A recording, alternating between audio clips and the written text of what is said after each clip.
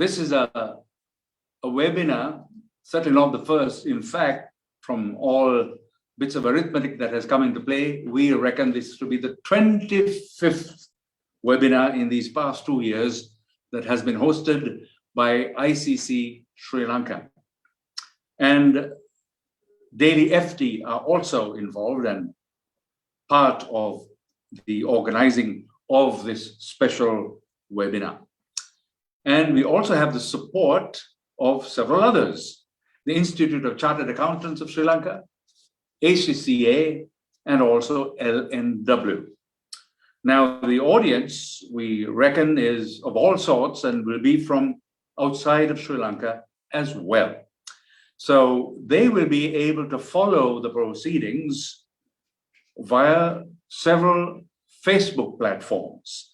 So let me itemize what they are.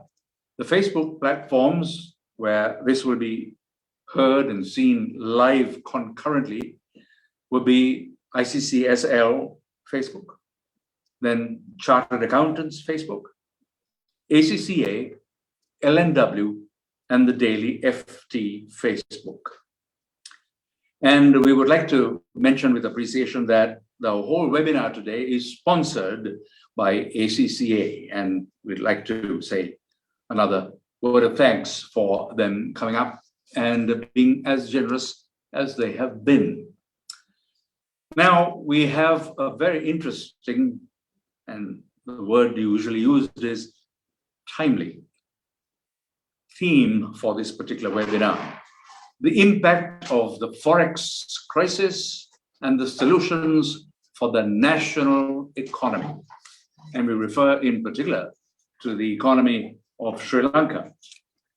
Now, when it comes to this matter of the Forex crisis, there are concepts and there is the reality. And at times, in the minds of many people, the two elements have not converged.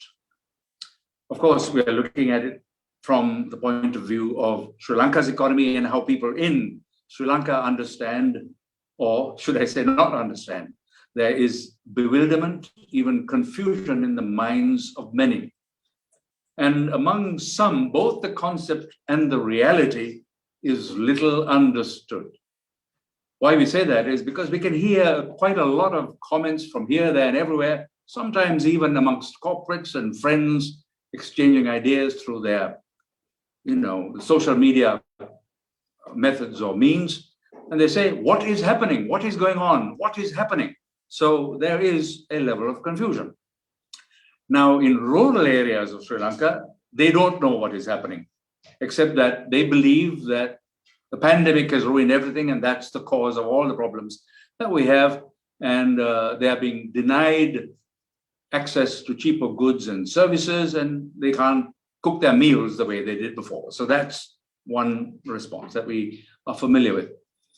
And there are some who believe that there is no future in this country and they're trying to leave. That's what we also understand. Perhaps they have a little grasp of the reality, but that reality has not taken in concepts of economics and governance and so on and so forth, like foreign exchange reserves and the relationship that has with an efficiently functioning economy, about debts and fiscal shortfalls and repayments and obligations. All of that is a bizarre mix of stuff that they may not comprehend, but they know the reality, and that is hard times are here. So some other theories have been offered by various people, and they claim to have insights, and they are of the view that there is a reason for optimism. And there are those that take an opposite view, and they're said to be pessimistic and not taking reality into consideration. So, that's a problem that we seem to be facing here, there, and everywhere. So the pessimists are said to have a biased view of what could be the vibrant and resilient people of Sri Lanka who have dealt with all sorts of problems before and come through all right in the end. So that's one view.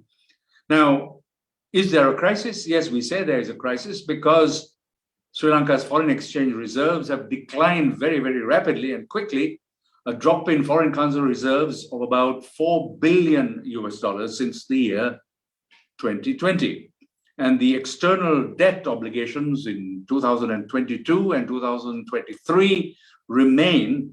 And one of them has been met, and there's triumph that, oh yes, we have succeeded. In January, we were able to pay off $500 million US, but there is 1 billion due in July. So no default at the moment, but the central bank has published a 6-month roadmap, and that was in October last year. It outlines plans or thoughts with regard to seeking additional external borrowings through a number of channels. And it is believed that those things should sort things out, and we will be able to meet those obligations in July and thereafter into 2023 without any problems. So will that be so? That's the question that the panel will obviously want to deal with. Solutions are needed, and that's an important part of our theme. It's not only about the existential problem with foreign exchange, but the solutions. So the prospects are not supposed to be gloomy, it said, as we mentioned before. They remain bright, it is averred. Lanka has the mechanisms in place, and the country will surprise all comers using homegrown methodologies. Now, we want to invite everyone to take a close look and listen carefully to this opening clip. This is recent. And in that opening clip, some comments are made, and you might want to pay attention to what's spoken. So here's the clip. Now then, Central Bank Governor Ajith Cabraal labelled the World Bank's latest growth projections for Sri Lanka as an example of it erring on the side of caution, as well as its pessimistic view of Sri Lanka's potential. Now, speaking to First at 9 today, he noted that Sri Lanka is targeting a 5% or more growth in GDP this year, and a vast difference from the 2.1% predicted by the World Bank is what is expected. Following the release of the latest growth figures for Sri Lanka by the World Bank, Central Bank Governor Ajith Cabraal called the unflattering GDP growth figures of 2.1% this year a highly conservative estimation. He says that Sri Lanka's own officials have a better view of the country's economy and have painted a more positive picture with over 5% growth predicted this year. Multilateral agencies such as the IMF and the World Bank give somewhat pessimistic projections, mainly because they want to be erring on the side of caution, and also when they rebase their numbers, they are generally cautious about giving a figure which could not be achieved. However, the local authorities have a much greater understanding of the different economies, as it were, and in Sri Lanka, we believe that we would be able to have a growth of around 5+ in the year 2022. We will probably have a growth of around 4+ in the year 2021, and on that somewhat low base, we would be able to have a good year if we have some of these frameworks for tourism as well as remittances fixed very well. So that's why I think we are working hard on the tourism numbers. We are also working on ensuring that the remittances also will hold, so that the monies will flow into the country, and that would also spur additional growth. And we believe that the infrastructure projects that are currently in place would also provide a fairly high growth momentum, which would mean that Sri Lanka could be pushing itself towards the 5% or 5%+ mark in the year 2022.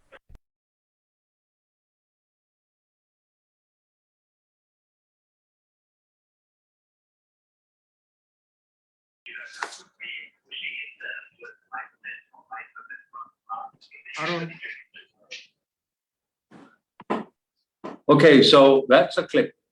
Now, we would like very much at this juncture to invite the first of our keynote speakers to address our audience. We are pleased to have with us the Director General of NCAER and a former World Bank Regional Economic Advisor for South Asia. Very well acquainted with Sri Lanka he is, and that's Dr. Shekhar Shah. So we invite your attention as Dr. Shah speaks.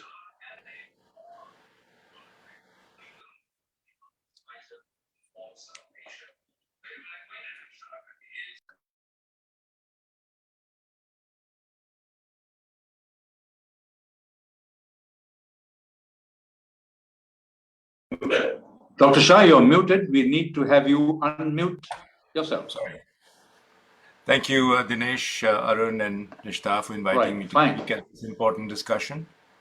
I am honored and privileged to be here, particularly since I'm in the company of your distinguished panel, several of whom I know from my World Bank days as the Regional Economic Advisor working from the bank's Colombo office. Just a small correction, Arun, I am the former Director General of NCER since I stepped down last year. I'd like to start by making two introductory points and then share with you some ways of thinking about the subject of this webinar. First, I don't think I need to do the numbers, whether it's on the fiscal balance or the external reserves or other economic data, because these are in wide discussion, including in the excellent webinars that ICC Sri Lanka has been hosting. Governor Cabraal himself led the detailed webinars, the detailed presentation of the 6-month roadmap for ensuring macroeconomic stability and financial system stability, followed by, of course, the regular monetary board presentations, including one just 2 days back. President Rajapaksa has in Parliament also said earlier this month that the most serious challenge we face today in economic management is the current foreign exchange problem. Since the focus is here on the external sector, I am also not planning to deal much with the twin deficits, because there are two deficits in Sri Lanka, the fiscal deficit and of course the external current account deficit. The second introductory point I wanted to share is my belief that Sri Lanka has the expertise and the experience, especially at the central bank, to analyze the current domestic and external situation and to implement appropriate policies and market actions in a timely way. There's experience in dealing with official lenders, including the bilaterals and then the ADB, the World Bank, and the IMF. Sri Lanka has had some 16 IMF programs, so that there is a vast body of experience in the central bank. Sri Lanka is also fortunate in having vibrant think tanks, for example, the Institute for Policy Studies, with considerable analytical capacity outside the government, and industry chambers such as the ICC and the Ceylon chamber that both listen well and make themselves heard, and of course the alert print and digital media like the Daily FT. So let me turn to the key question that this webinar has posed. And I've been asking myself in thinking about this, how is this considerable official and non-government expertise that I just spoke of framing the key question around the foreign exchange problem? And Arun mentioned several diverse views on this that are currently doing the rounds in Sri Lanka.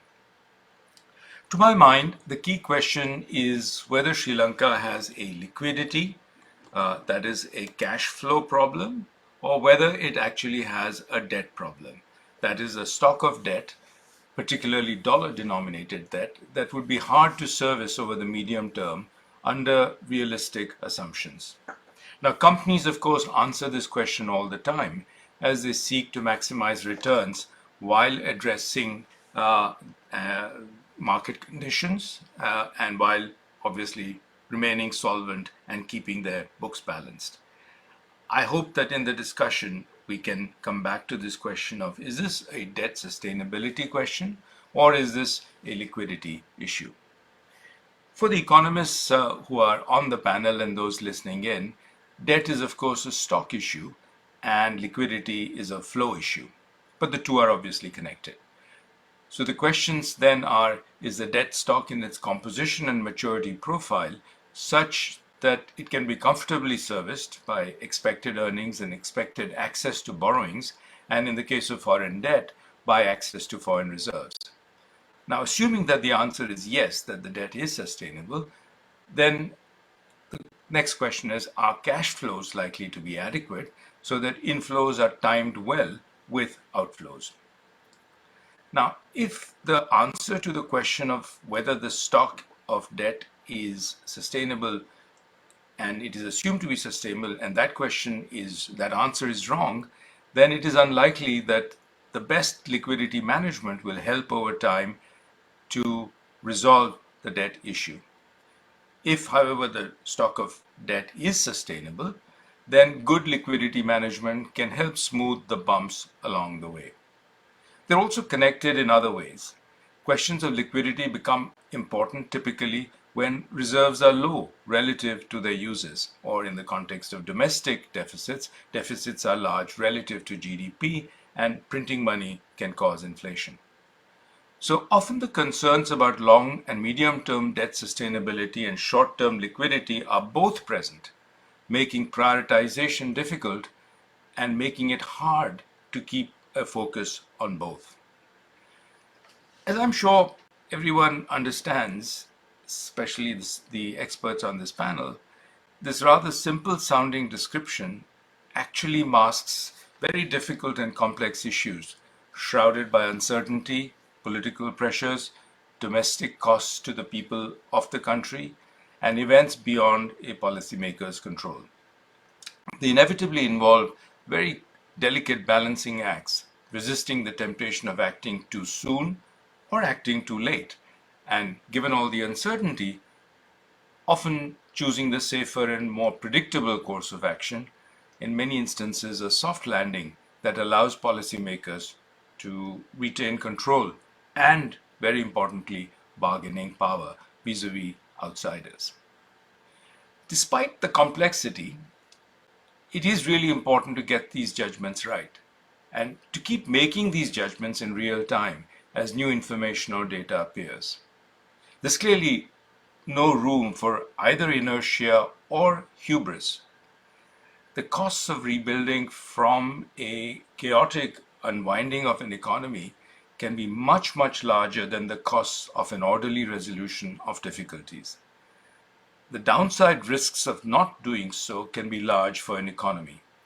I don't need to go through these risks, but they're evident to most of us, involving reputational risks, credit rating downgrades, and reduced or no access to international capital markets, labor markets, and financial markets scarring, and ultimately the impact on the poor and the most vulnerable within a country. Let me turn to recent developments in Sri Lanka and ask what they might tell us about the nature of the problem, whether it's a debt sustainability issue or a liquidity issue or somewhere in between. Let me turn first to what Arun mentioned at the beginning, which is the full repayment of the 500 million international sovereign bond repayment on January 18th, which probably suggests that this was an action designed to give markets confidence that liquidity was being managed well, and so that external reputational risks could be minimized. However, as we know, some market analysts may not have seen it in that light. S&P downgraded Sri Lanka's sovereign debt on January 12th, and well before that, Fitch did so in mid-December. Now, of course, the central bank issued strong press releases contesting the downgrades. The second development that we might want to view in the context of those questions is the effort to conserve foreign exchange and make more of it available. Now, these suggest that the judgment being made there again is one of adequate liquidity management, because the savings from these schemes in themselves are unlikely to match the debt servicing requirements going forward through this year and, of course, in the next couple of years to come.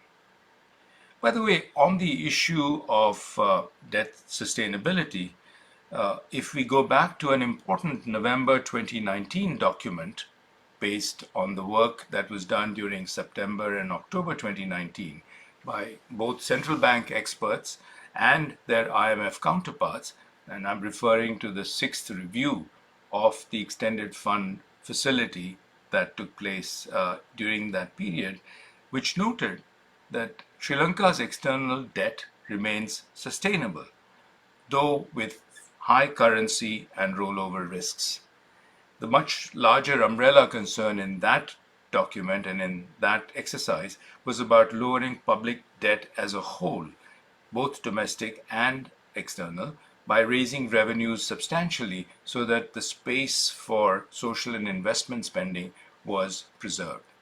So there is that benchmark that was set in November 2019. But that was, of course, before the pandemic hit the world and Sri Lanka. Jumping now to the present, with the impact of 2 years of the coronavirus pandemic behind us, what are some of the medium-term assumptions that are needed to continue to believe that the external debt remains manageable? Some candidates for such assumptions would be: one, that the Omicron variant will be the last of the serious coronaviruses that we will see, and the world will have learned to live with the virus, and crucially, no variants will follow that will defeat both the available vaccines or the new therapies that are being developed. Number two, tourism will revive sharply and come back up to its historical levels, with the expectation that the industry would be on target to go from something like $4.5 billion to well close to $10 billion in a few years. Three, that the rupee would remain stable and the downside risks of depreciation, making the servicing of foreign debt much more expensive, will be avoided. Next, inflation will be kept in check, both domestically and in, importantly, advanced country markets, so that fiscal consolidation will proceed alongside that more stable inflation.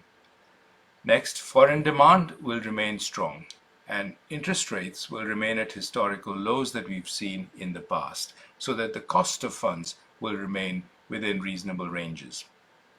Next, there will be renewed access to capital markets after a gap of more than a year, and remittances will again regain their momentum, and finally, overseas investor confidence in Sri Lanka will revive. So these are some assumptions that we have to make in order to continue to believe, as we did back in November 2019, that Sri Lanka's debt stock is sustainable.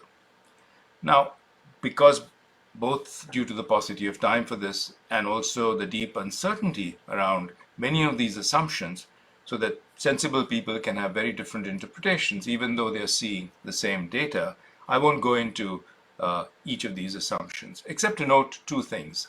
First, the early recovery of growth and the return to normalcy appear to be critical to all these assumptions. And indeed, Governor Cabraal, in the clip that we just saw at the beginning of this program, is very optimistic that Sri Lanka will hit 5% growth in 2022. This is very hard to gauge consistently and realistically from where we are currently. Just to give you one example, in the presentation made by the Monetary Policy Board on January 20th, there was a reference to 45,000 tourists arrivals in 2022. This is up to the middle of January, January 16th. And when you compare that with the previous year's January, there were 1.9 million arrivals in January 2019, 507,000 in January 2020, and 194,000 even in January 2021, when much of the world thought that we were out of the pandemic. This suggests the difficulty policymakers at the central bank and in government will face and do face in making the kinds of assumptions that I listed that are required for us to feel comfortable with the debt stock. The second point I wanted to make is that given all this uncertainty, policymakers have a tool which they should be using, and I'm sure are using, which is sensitivity analysis. The need for policymakers to do so, to look at data continuously, and to pursue a very data-driven sensitivity analysis, which is stripped out of political concerns and other types of non-technical concerns gives them the ability to view downside risks and view them well, as much as to see the upside gains and thereby being able to balance the both. This is particularly important for countries like Sri Lanka and for countries like India, where there are many public policy issues are closely tied to the political give and take of an electoral democracy. Well-constructed and robust sensitivity analysis then becomes a useful tool to both guide politicians and policymakers and to build the kind of public support that's needed for actions that will inevitably have both winners and losers. A type of sensitivity analysis that is critical for what we are discussing is debt sustainability analysis, or DSA as it's called. The last publicly available DSA is, as I mentioned earlier, in the public domain in the 6th review report of the Extended Fund Facility, which I said was done in November 2019. I'm very confident that the experts in the central bank's research department are keeping their own DSA current and that the 6-month roadmap is being revised based on what the DSA is showing. Before I end, let me say a few words about the external environment as best as we can judge from where we sit today, and I'll say a word or two about international organizations. From what we can see, high debt levels seem to be common across a large set of the emerging market and developing economies. In a sense, the middle income economies, of which Sri Lanka is one, may be the hardest hit, since much of the debt relief that is envisaged by the G20 and others, and particularly the Common Framework, is aimed at the low-income countries. The World Bank's just released Economic Outlook for 2022 particularly points out the problem for tourism-dependent island economies, and that's worth taking a look at. So I think most people believe, and this has certainly been voiced very eloquently at the World Economic Forum in Davos that's underway, that there's going to be considerable divergence. 22 is going to be a year of divergence in growth, in vaccines, and in fiscal resources. And these are just the very things that emerging market economies need. Inflation is picking up in developed countries. This will have many implications for their monetary policies and therefore for global demand. The years of quantitative easing by the Federal Reserve in Washington, D.C. are more or less over. The Fed has announced not just the tapering of the quantitative easing, but also the raising of rates, 3 of which have already been planned for this coming year, for this year, and perhaps there might even be a 4th, with perhaps the first one starting as early as March 2022. One of the most cited quotes coming out of the Davos World Economic Forum just now is that the Fed rate hike will throw cold water on global recovery. The IMF managing director is reported to have said at the World Economic Forum that the IMF's message to countries with high levels of dollar-denominated debt is act now. If you can extend maturities, please do it. If you have currency mismatches, now is the moment to address them. So that gives you an overview of the global economy as we see it. Much of it to do with a much faster recovery in the advanced countries than anticipated before, supply chain and other kinds of constraints that have limited the supply response to this very fast recovery, and therefore inflation, which of course is going to lead to higher interest rates, higher cost of funds, and tighter monetary policies, and therefore some reduction of global demand. Let me end by saying a couple of words about international organizations that can play a role in assisting countries in tiding over balance of payments crisis. They're no longer the kind of Washington consensus bullies that we seem to have in our minds.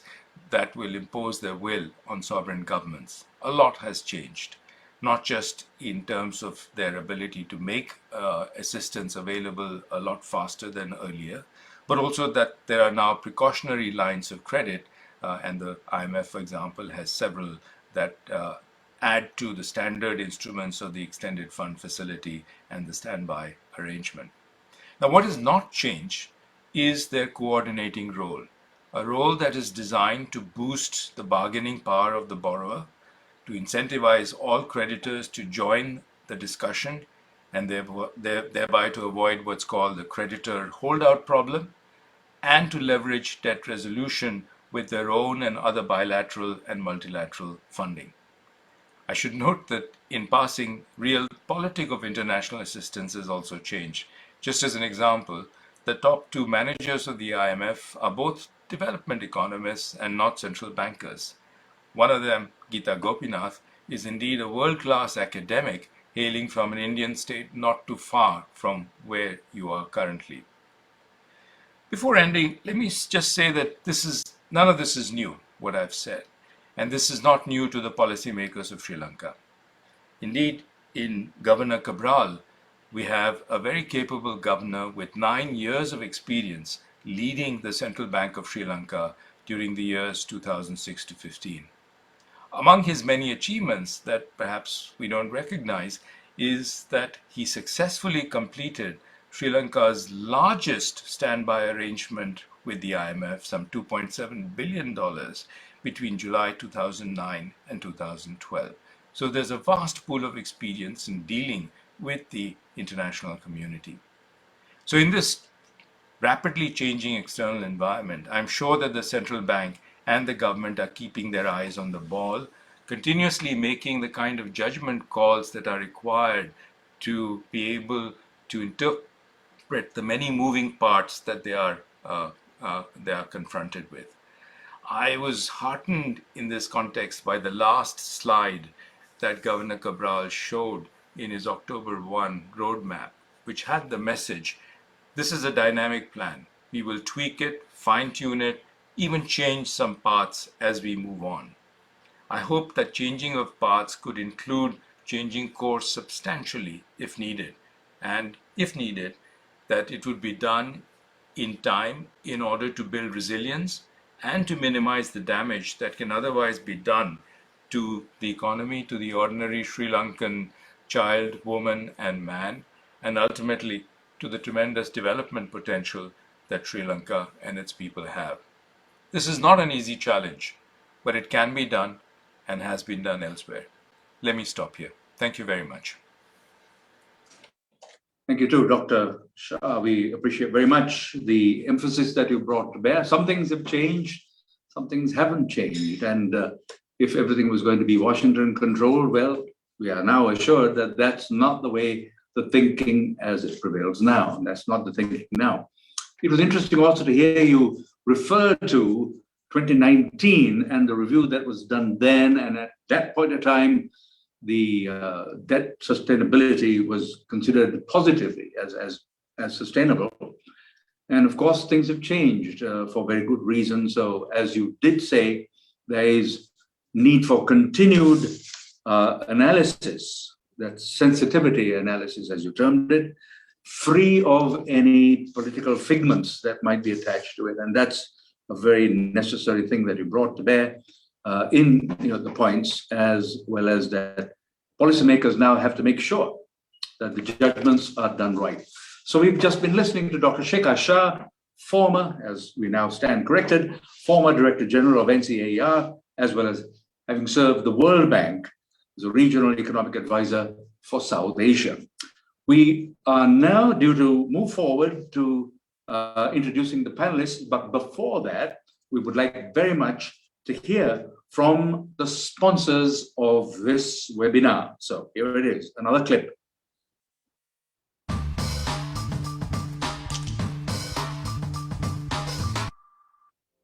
ACCA has been the game-changing moment in my journey, and I'm sure it will be the same for you as well. Get out of the comfort zone, keep investing in your existing technical skills and more, which is all what ACCA does. So ACCA definitely helped me in my career. I was able to achieve my career aspiration of being a head of finance of a $200 million business, and I was able to carry out that role very successfully, and it will definitely help in yours. It has helped me a lot to move across industries and to come to this level as being a CEO. Now we're set and ready for introduction of our panelists, and we have 8 of them, and including Dr. Shah, if he sticks on a little while, then that would be 9. So we have with us a member of parliament and a former Minister of Economic Reforms and Public Distribution, Dr. Harsha de Silva. We also have with us Dr. Nishan who is the Executive Director of Verite Research. And I just might mention to our moderators that Nishan has a fairly tight schedule and will need to leave a little early. So it'll be good to engage with him, if possible, as soon as is possible. And I'm sharing that thought with Nista. Then, 2, we have a former Managing Director and CEO of the Hatton National Bank, NDB, as well as Cargill's Bank in Mr. Rajendra Theagarajah. Then we have Ms. Sibel Kulaksiz, who is a senior economist with the World Bank and is in Washington, D.C. Then we have a founder of the Oxford Political Review, Brian Wong, who is amongst us in our panel.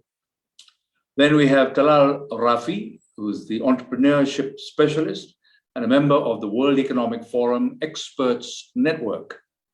Then too, we have an economist from the United Nations UNESCAP, Dr. Alberto Isgut.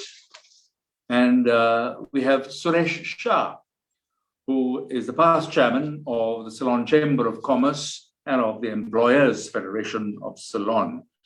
So that's our panel, and Dr. Shah, who spoke earlier, is continuing with us. So at this juncture, let's invite the first of our moderators to take over, the founding editor and CEO of the Daily FT, Nista Kasim. Over to Nista. Thank you very much, Arun. Excellent presentation by Dr. Shah, setting the stage for, I hope, very fruitful discussion. I'll start with our Honorable Member of Parliament, Dr. Harsha de Silva, to sort of, I want each of the panelists to spend about maybe maximum 7 minutes in their first round of questions. So we can cover everybody and maybe even follow up with have some follow-up questions. Harsha, in your opinion, what's the real reason, the root cause of the crisis? Is it entirely pandemic driven or is it government made? I want some brief remarks from you on that. Thank you, Nista. Excellent presentation by Dr. Shah. But I want to immediately sort of delve into some of the points that he made and sort of try to dichotomize the issue here. The problem he asked was earlier, is this a liquidity problem or is it a solvency problem? And we have been told repeatedly, we have cash coming. They've shown us all kinds of figures. We have 32 billion coming. We got 29 billion going. So we can manage this. And it is always a matter of, getting a swap from here, swap from there, sort of saying, look, we've got it under control. Now, so I think the diagnosis itself is completely incorrect of the central bank, the government, and a lot of independent economists who's got really no truck with anyone have pointed out, look at this analytically.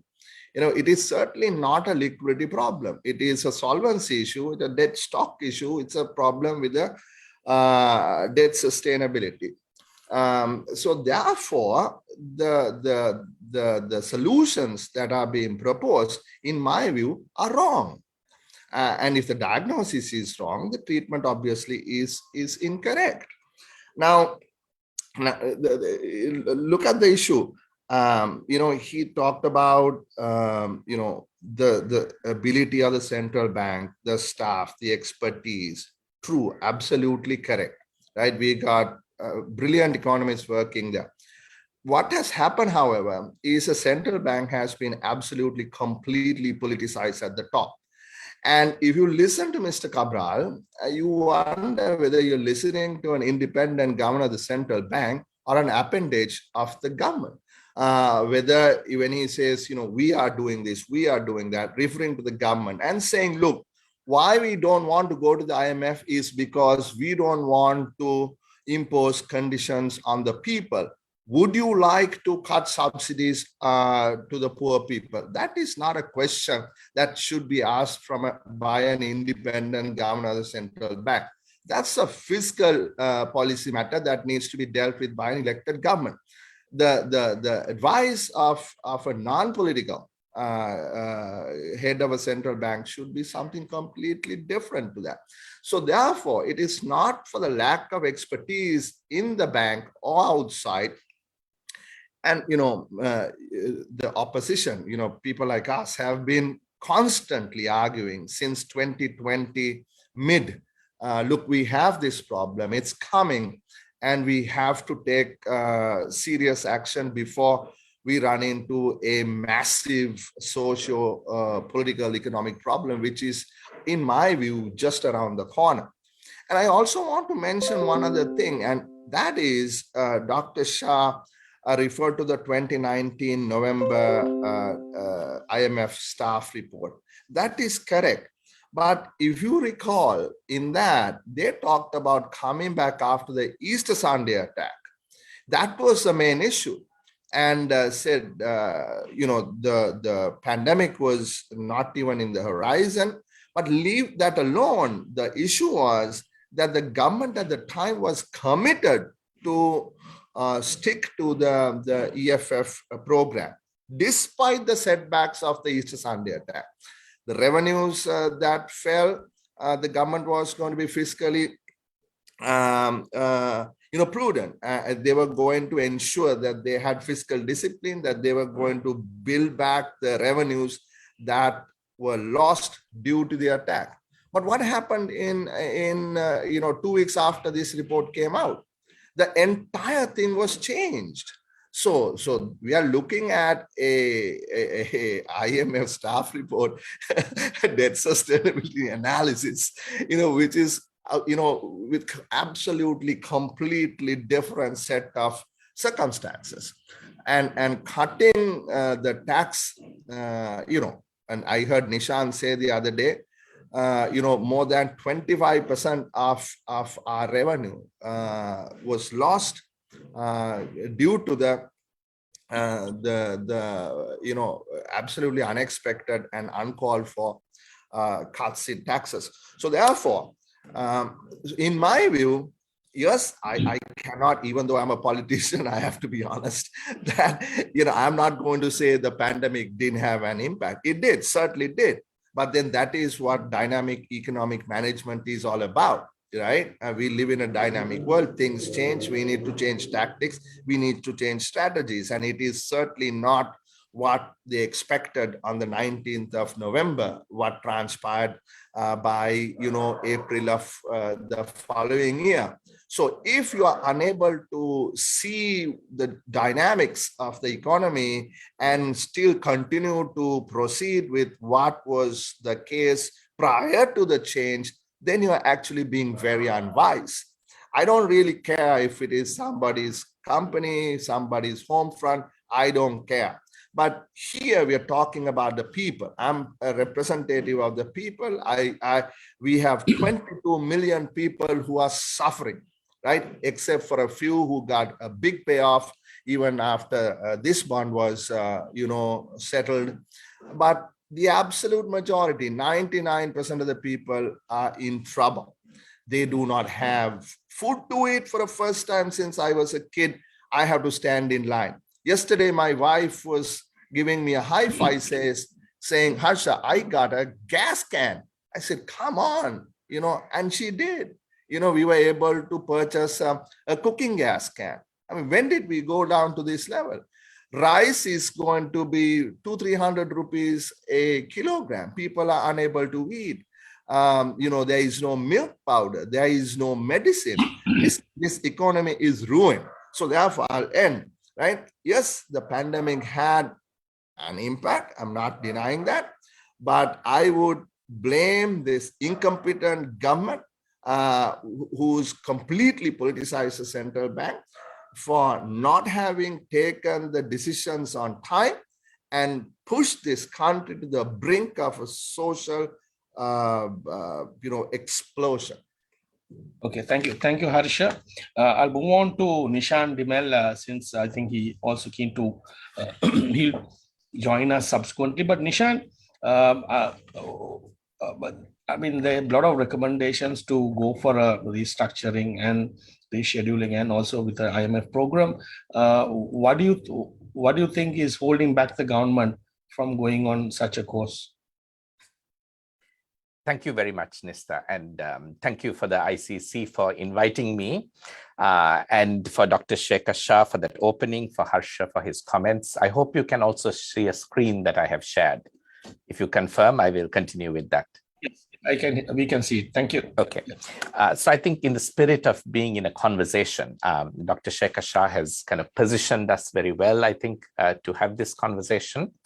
And I think, Nista, your question might be the one that we end up with. Let me try and add some analysis to the discussion that locates us in terms of what is the current path we are going on, and then what might be the options. I think at the end of my talk, I want to try and have an answer to the question that Dr. Shekhar Shah posed very astutely. He said, look, the path to recovery may require the assumption of regaining access to capital markets and having remittances return. And that is a necessary assumption in thinking about a path that is going to succeed for Sri Lanka. And I think that was very helpful, that, everything as economists depends on assumptions, but we can bring some analysis to the possibilities that we see ahead of us. Just to understand what Sri Lanka has been going through, I want to show you this slide where we see what's happened to ratings in Sri Lanka over time. And also what you can see is what's going on with reserves during the same period since December 2015 or so. Now, in this rating map that you can see, perhaps the most critical rating downgrade was the one that happened in around April 2020, because that is the downgrade that basically locked Sri Lanka out of the capital markets. Now, up to then, we had international sovereign debt and other forms of debt, and we had majored on international sovereign debt. 50 or close to 50% of our foreign debt was from international sovereign bonds and Exim Bank of China, so financial market debt. When we paid the debt, we refinanced it with new ISBs or from the financial market. But this downgrade in 2020 locked us out of the financial markets. So you can see how immediately after that, or very soon after that downgrade, the reserves start coming down, and it's a clear downward trajectory. Before that, you had the up and down of reserves that occurred depending on when we paid, when we reborrowed, etc. We maintained a certain equilibrium. So what's happened since mid-2020 is we've lost that equilibrium, and as we pay and reserves come down, you can see that ratings also fall. So I think there is some concern in Sri Lanka, and I think we heard at the introduction, Arul also say that there was a sense that the central bank had that rating agencies were being unfair on Sri Lanka. Sri Lanka was performing well, Sri Lanka was paying its debt. So why are we being downgraded? I think Dr. Shekhar Shah and others know, the economists here, that the rating is not simply a view of what has happened in your history, it's a view of what can happen in your future. So it is supposed to guide financial markets on the risk of lending to a country. And when reserves are coming down, then ratings will also follow. sometimes in an anticipated way, sometimes afterwards. And so the story of reserves coming down is really part of the explanation, and a critical part of the explanation why ratings are coming down as well. And if Sri Lanka needs to get the ratings back up, and that is what it means to regain access to capital markets that Dr. Shekhar Shah posed as a critical element of recovery, then there has to be a way of getting the reserves back up, right? And reserves back up substantially. What I'll show you in the next slide is, how critical these reserves are. What you see here is reserves in absolute terms, but the black line is in terms of months of imports. Now, from since independence, you can see that the reserves at the end of 2020 is the lowest that we have seen next to 1975, when Sri Lanka was undergoing a very, very critical period in balance of payments and survivability. And the reserves, as reported by the central bank, have never been recorded to be as low as it is at present, except in that 1 year. So this is not a business as usual for Sri Lanka. Unfortunately, Sri Lanka has been through many crises, has emerged through them, has been resilient. And I think, in a sense, I must also confess of having been a little optimistic in 2021 and projecting the possibility of Sri Lanka, stepping back from the brink, taking the right kinds of corrective action as we have done in the past. We've been to the IMF 16 times. It means that when we got to the brink, we stepped back and adjusted it. Indeed, the governor of the central bank today was the governor in 2009, when he very successfully stepped back from the brink, got into an IMF program in 2009, and executed an extremely successful, perhaps one of the most successful IMF programs we have been in, because not only did we complete the program, Sri Lanka saw very high growth during the IMF program. And while implementing the IMF program, even though reserves had come to dangerously low levels even then, and we can see that it was getting down to around 2 months or less. Yet this program enabled Sri Lanka to emerge well. So I think we were all optimistic that the right actions would be taken. But with the reserves coming below 1 month, end of November 2021, I think suddenly the prospects for the future had to be reevaluated quite seriously. So I won't get into the technical discussions about unusable reserves that we have in some forms of swaps, etc. Maybe that's a discussion for later, but that's very important. So this is clearly, on one hand, you could think of this as portraying the liquidity problem that Dr. Shekhar Shah talked about. But I think there is a reason why there is a concern about the solvency problem also, and it is not simply about the size of Sri Lanka's debt. It is about two other things.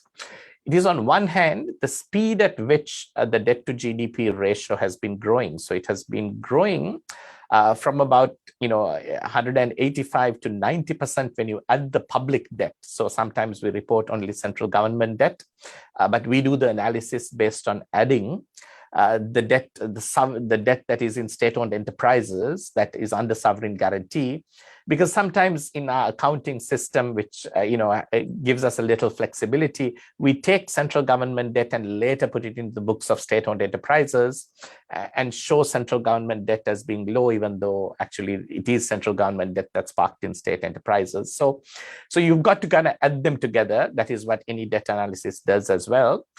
And in that metric, today, Sri Lanka's debt is going to be around 120% of GDP. That is an increase of about almost 30% of GDP within 2 years, right? So that is a remarkable escalation of debt to GDP. And at the same time, Sri Lanka has one of the highest costs of debt to government revenue in the world. So that also is a very serious concern, because as we know, Japan has a higher debt to GDP with an extremely low cost of debt. So in the solvency question, it is not simply a question of how much debt do you have. It is a question of how costly is the debt that you have compared to your revenue. I think in 2019, 2020, Sri Lanka had about a 50% interest cost as a percentage of revenue. But what happened in 2021 is that went up to about 71% of interest. The interest alone on the debt as a percentage of government revenue climbed above 70%. Now that's where Venezuela got to before it defaulted. And this puts us around other stressed countries like Pakistan and other places. And of course, Lebanon reduced the debt to GDP ratio. Sorry, I'm getting my years wrong. So 2019 and 2020 are the 2 years that I'm comparing. So Lebanon defaulted in 2020, and so its costs came down to about 20% of revenue. But Sri Lanka, having been at about 50%, climbed up to over 70%. This interest cost problem is seen because when we try to understand solvency, we are looking at how the interest itself is driving the increase in debt. So this is an article that was published by Verite Research about a month back or a month or two back, where we estimated the increase in debt between 2014 to 2019 as being 42% or 43% of the previous stock of debt. But what was even more sort of interesting and problematic in a solvency analysis is that about 90% of that increase was due to simply the interest cost, borrowing to pay the interest of past debt. So if borrowing to pay the interest of past debt is accounting for 90% of your increase, and you see an increase of debt by 43% in 5 years, then that really raises the question of sustainability, I think, in an important way that needs to be dealt with. So I think the current path then has the solution, I think, that has been attempted by the government is to treat it as a liquidity problem. And in doing so, try to ensure that the debt is paid to the foreign debt holders.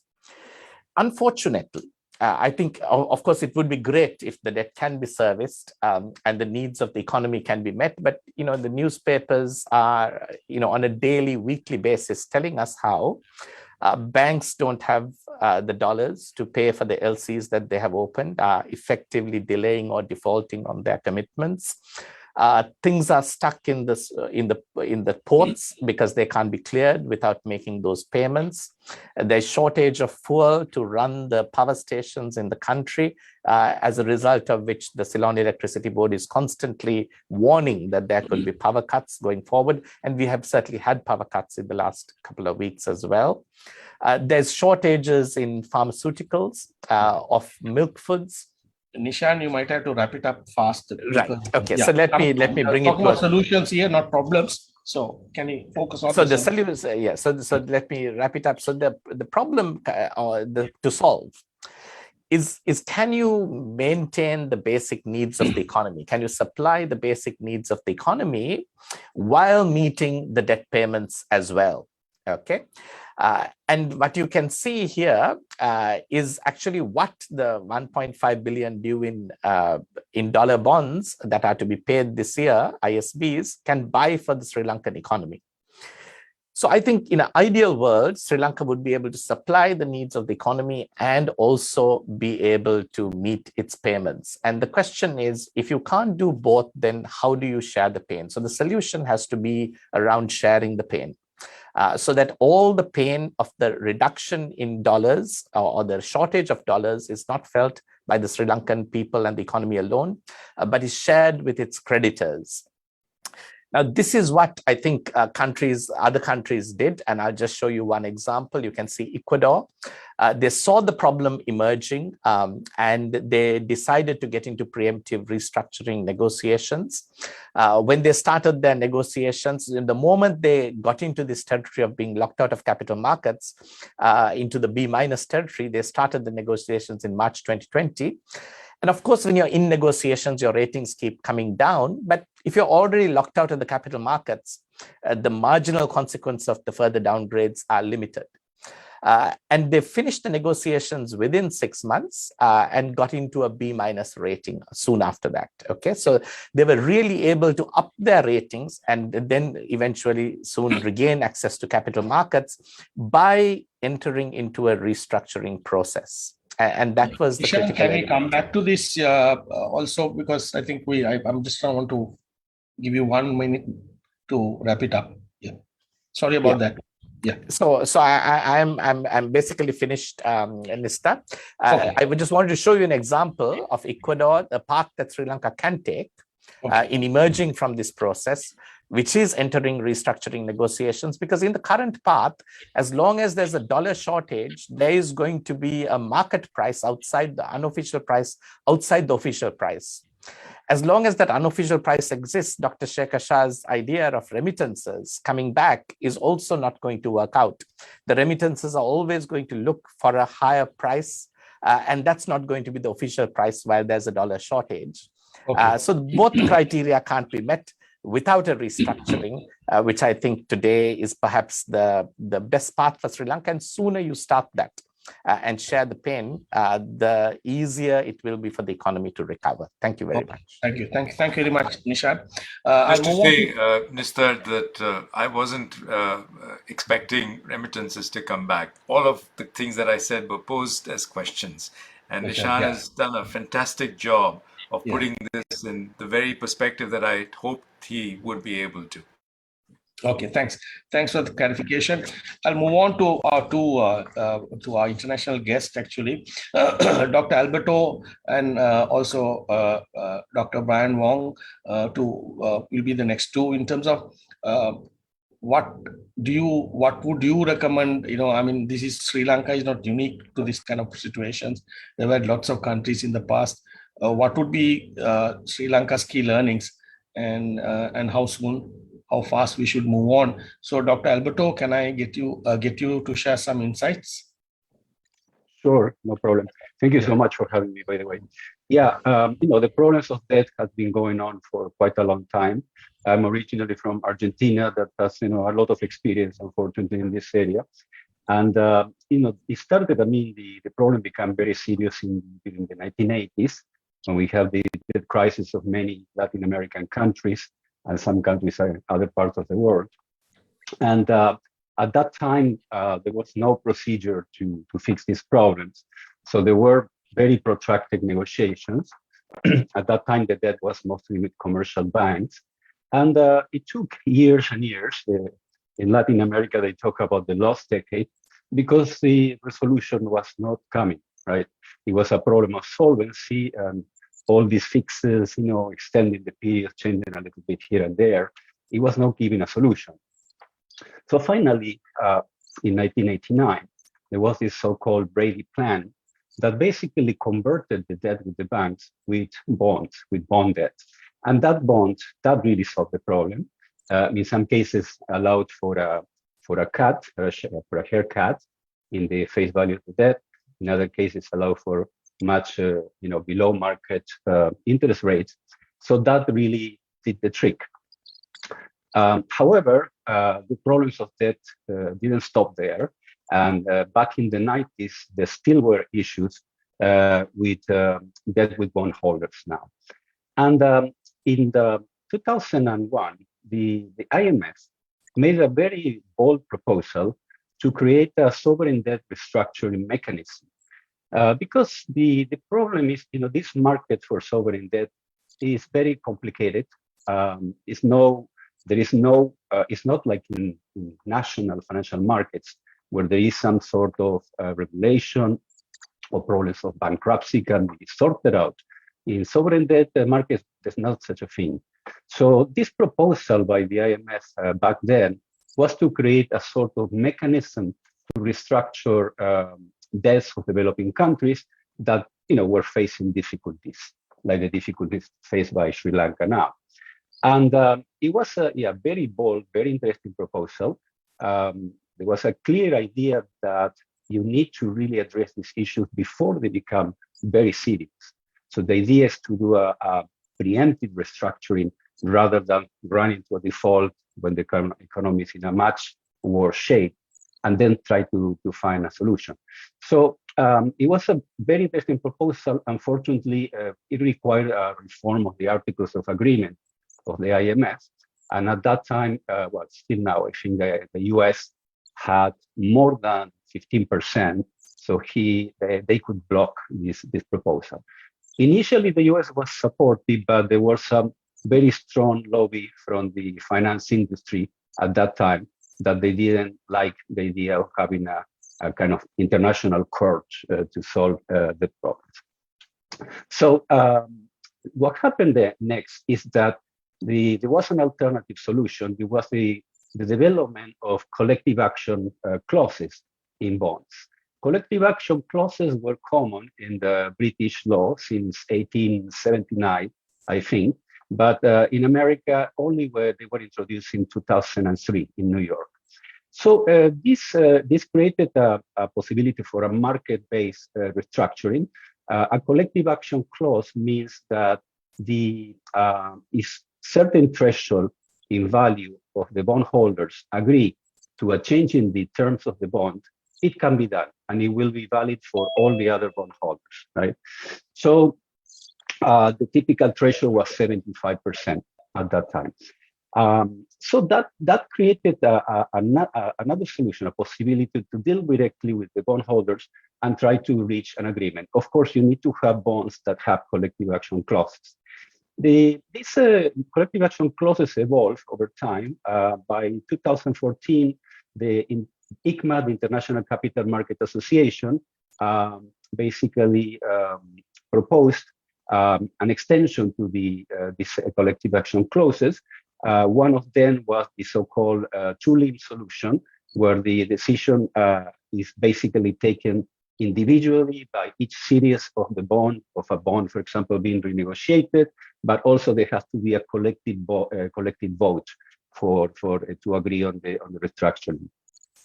This two-limb solution actually is the one that was utilized by Ecuador, that was mentioned in the previous presenter, and also by Argentina. And I think that they work very well, these countries. We heard Ecuador's reach an agreement with bondholders in 6 months. Argentina was a very similar time. And so this is a very, very important innovation, because in the past, negotiations with bondholders were extremely complicated. Right? In some cases, it can take years and years, to reach an agreement. And it was not a good situation. In the case of Greece, for example, there were a restructuring with the bondholders, but there were a lot of pressure by these vulture funds or minorities that want to take a speculative position in these bond markets, and only about 50% of the bond series actually were restructuring, and it took a lot of time, a lot of suffering. Obviously, was not an efficient solution. So I would say that is one avenue that Sri Lanka can consider. I look at my numbers on the World Bank, and actually I found that 46% of the public external debt is with bondholders, and this is a very important, percentage of the total public external debt. So this is something that could be considered. I am not aware about whether collective action clauses are included in these bonds. I tried to find information, but I couldn't find it. So, but anyway, that could be one option. Let me also mention that the United Nations, is not very well known for discussing debt issues, but with the COVID-19 pandemic, the Secretary General issued I think in April 2020, a policy brief indicating possible options for developing countries to deal with a potential debt crisis. At that time, it was a very scary situation. There was a big outflow of capital from developing countries, and there was a fear that the crisis would be imminent. Fortunately, things didn't turn out that way. There was a very rapid reaction by the international community and by central banks. There was a big increase in liquidity. So basically, the financial situation got much better, and there was a debt crisis was not imminent. However, now we are looking into the possibility of these adjustments in interest rates, by the Fed and the major central banks to deal with inflation, and that is going to make refinancing much more expensive. Okay, so the Secretary General proposed a three-phase solution. Phase number one is a standstill for countries that need more time to adjust to this difficult situation. Number two, it will be basically debt relief in case the standstill is not enough and there's still difficulties. And number three is something that not many people are talking about, is that we need to really work again on the global financial architecture, right? The sovereign debt restructuring mechanism by the IMF proposal in 2001 was an excellent idea, but after that, not much more was done in this area. So these are the three areas that the Secretary General proposed. And for the debt standstill, there was the G10 initiative of the debt service suspension initiative of the SSI that created a standstill for low-income countries. And then in November 2020, there was this proposal to set up a common framework for debt treatments. This is still an ongoing work. At the moment, only 3 African countries apply to it, and the process is very slow. But what I want to mention is that Kristalina Georgieva, wrote a very interesting article in December 2021, where she acknowledges issues with the common framework and proposes some ways to improve them.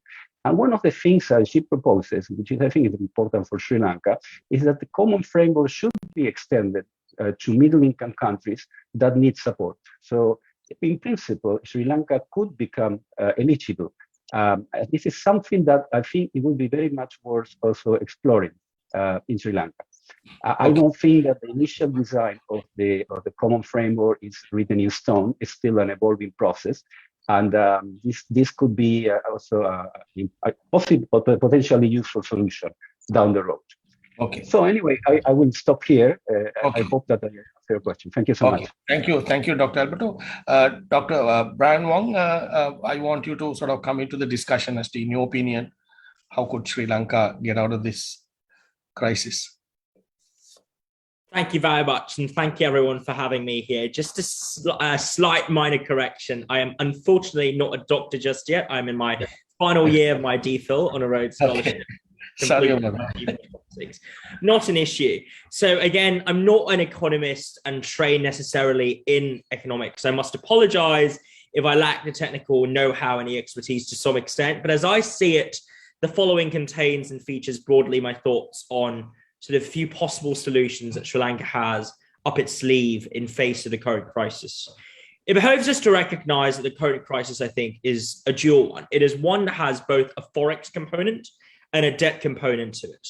The debt component revolves not just around literal quantity, but also the quality and a downstream implications in terms of repayment and also prospective defaults in relation to debt and loans that Sri Lanka has incurred. Whereas when it comes to forex crisis at large, not only are there concerns pertaining to the scarcity of foreign reserves, but also, of course, the implications on inflation, accessibility to goods and services, and also the economic and macro and micro trends, or the meso trends we see in Sri Lanka right now. The reason why I want to frame the issue as such is because it's quite tempting, I feel, for the audience, of course, not amongst the esteemed panelists here, but amongst certain segments of the audience to conflate the two issues, to say, the absence of access to debt is precisely why we have a forex crisis, or because we don't have access to forex, therefore we have, as a Sri Lankan government, a debt crisis upon our hands. Maybe there's some degree of interrelationship, and as the keynote speeches just outlined very eloquently, these are separate issues, and to conflate them would not be conducive. So I'm going to break them down and also just outline solutions and suggestions, starting with a forex, which is the main theme of today's discussion,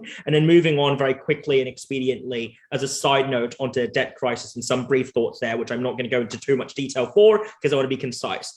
On the forex crisis, as I see it, there are 3 to 4 possible options that Sri Lanka can experiment with. I emphasize these are possible options. I'm not saying that any of them should be taken as the absolute option. I will, however, comment at the end of it as to which of them I think is more feasible and reasonable, just so that I can actually have a start. So the first option is engage in extensive currency swaps, essentially through working with a conjunction of India, China, amongst other regional allies and partners to set up facilities that essentially operate as a stopgap measure in plugging the deficiency and shortage in foreign reserves and the status quo.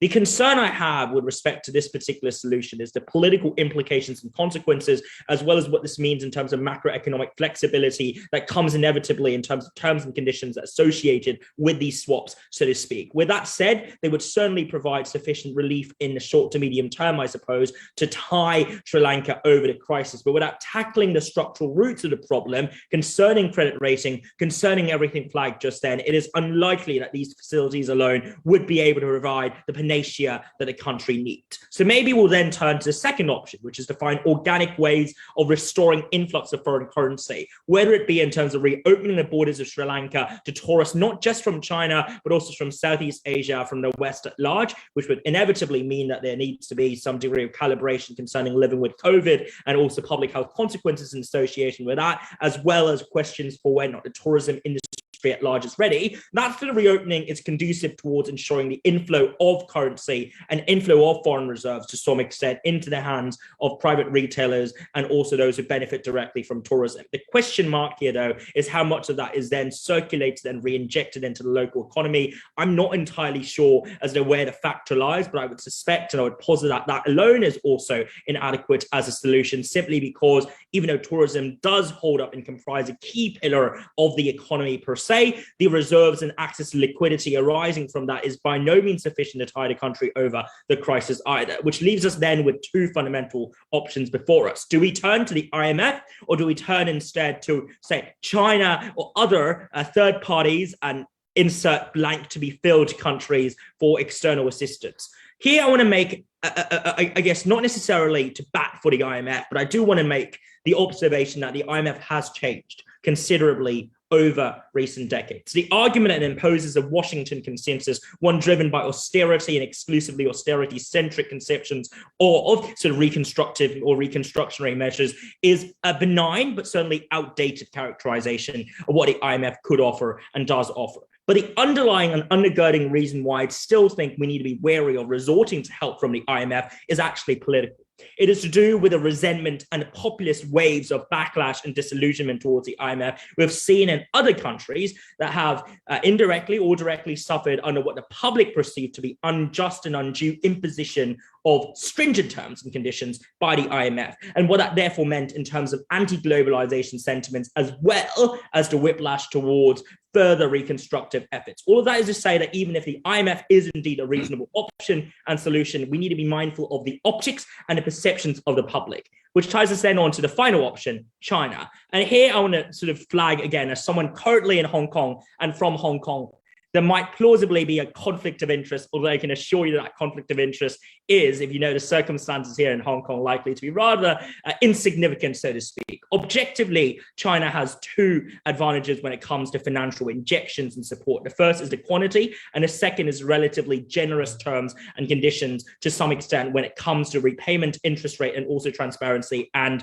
compliance. But the trouble is, and this is also where the hamartia lies, which is to what extent can the support therefore be channeled into productive and productivity-centered and boosting reconstruction efforts, as opposed to as a result of political influences or the factors that we cannot talk about here or shall not elaborate upon here, into ineffective and inefficient deadweight losses that fundamentally do not assist Sri Lanka with boosting its productivity. This is a question that policymakers in China, policymakers in Sri Lanka would have to wrestle with. How do we up and boost the accountability and ensure the injection does not literally just flow into the forex reserves, resolve the crisis in the short run, only to find in a medium to long run, downstream down the line, line, another crisis emerges because of the downward spiral to credit rating and credit credibility in relation to bad spending practices and bad borrowing practices. I do not want to cast a judgment at all, and I do not mean to imply at all that such injection would not be artfully and tactfully spent, but I think this is a cautionary note that we need to take heed of and bear in mind. And time to be very quickly onto the final point I'll make, because I'm aware that I'm running out of time and I'm very sorry for that,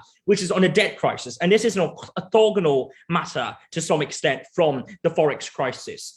The extent to which we can resolve the debt crisis is not just about ensuring to some extent solvency and the ability to repay loans regularly, but ultimately with enforcement and ensuring that the loans, the developmental loans or the injection of support and also programs at large are spent effectively in enhancing the gross and overarching productivity, whether it be the TFP or indeed more generally the PPF of the Sri Lankan economy. I think that is a question that not only Sri Lankan economists and all of us here have to think about, but also China as a primary supplier of loans and aid through, indeed, the Belt and Road Initiative need to grapple with. It's not just politics or optics or whatever goodwill China thinks it can cultivate that matters. It's also about the quality and the returns to investment. And instead of adopting a maligning and also Machiavellian characterization of China as engaging in debt trap diplomacy, which I do not for one believe is an accurate characterization, I would suggest that a more nuanced appreciation is needed. Maybe China has benign intentions, but it needs to ensure that these intentions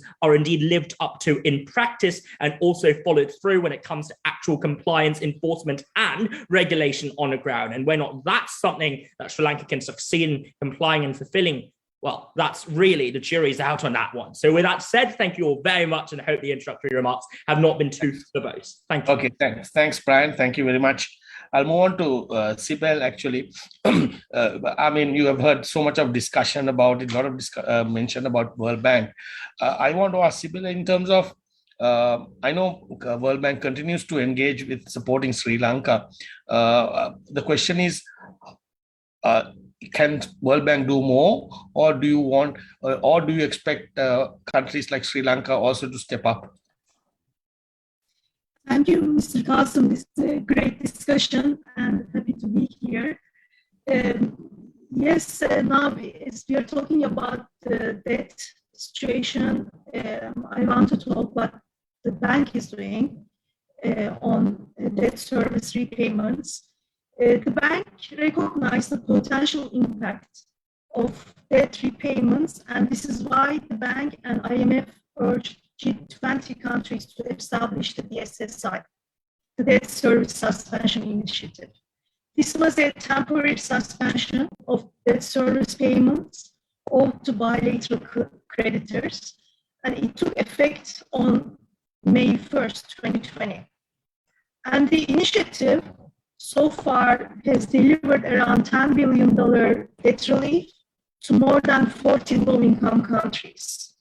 The suspension ended in December last year, 2021, and countries will resume debt payments to bilateral creditors this year. Similarly, the IMF is providing CCRT, Catastrophe Containment and Relief Trust. This may be Sorry to interrupt, Sibel. I think you are not too clear. I'm wondering whether you should switch off your video and whether there is an issue with the data. So the clarity of your voice is suffering, maybe because of the video. Please switch off the video and then continue speaking. I think that might work. Sure. Is it better now?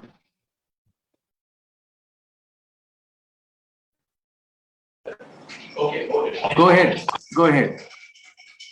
So the IMF CCRT may be extended to April 2022. And the IMF is urging private sector creditors to implement debt relief on comparable terms. So as Dr. Isgut talked about, I think it will be a great development if they extend these facilities to middle-income countries. So these are facilities only for low-income countries for the time being. Currently, 60% of low-income countries are at high risk of debt distress. This year, the poorest countries will face $35 billion in debt service payments to bilateral and private creditors, with over 40% of that due to China. Going forward, so what the World Bank is doing, the bank is calling for a quick work on debt restructurings. Recently, last week, the World Bank president repeated his call for reforms to the common framework launched by G20 and the Paris Club of Official Creditors. This framework aims to provide debt relief through maturity extensions and interest rate reductions, but the progress has been slow so far. And I will stop here. Thank you. Thank you very much, Sibel, for that. I think it was clear you gave an update on the progress of some of the World Bank initiatives, and we'll come back to in terms of specific to Sri Lankan issues. I'll move on to our Sri Lankan business leaders, Suresh, Shah, and Rajendra Theagarajah. Suresh, you were among the business leaders to come up with some suggestions to the government in terms of what needs to be done. The question is, how serious is the situation? And then also in the context that why didn't you sort of flag off, or why didn't the business leaders flag off the course much earlier than a few weeks ago? So I expect some response from both Suresh, Shah, and Rajendra Theagarajah. Maybe Suresh, you can start.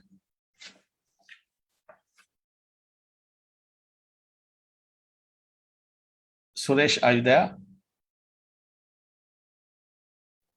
Suresh, you're muted. Yeah. Okay. Thank you, Nishta. Thank you for having me on the program. Nishta, I think the business community has been raising the issue for quite a while now. It has been done by different sources. I know the Ceylon Chamber has been taking the issue up. Because the situation is fairly serious, and the reason I say it is fairly serious is this. So if you see where we are right now, Nishan said that we have about 120% of our GDP in terms of the debt stock, number one.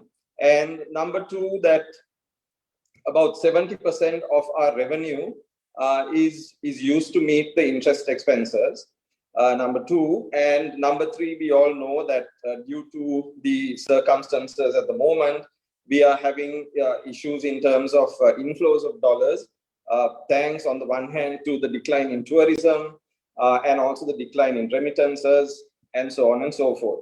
So the situation is fairly serious. But also, Nishta, I think it's important to understand why we have got here in order to figure out how we need to get out of this problem. So the reason that we have got here is the manner in which successive governments have managed the Sri Lankan economy for a long period of time.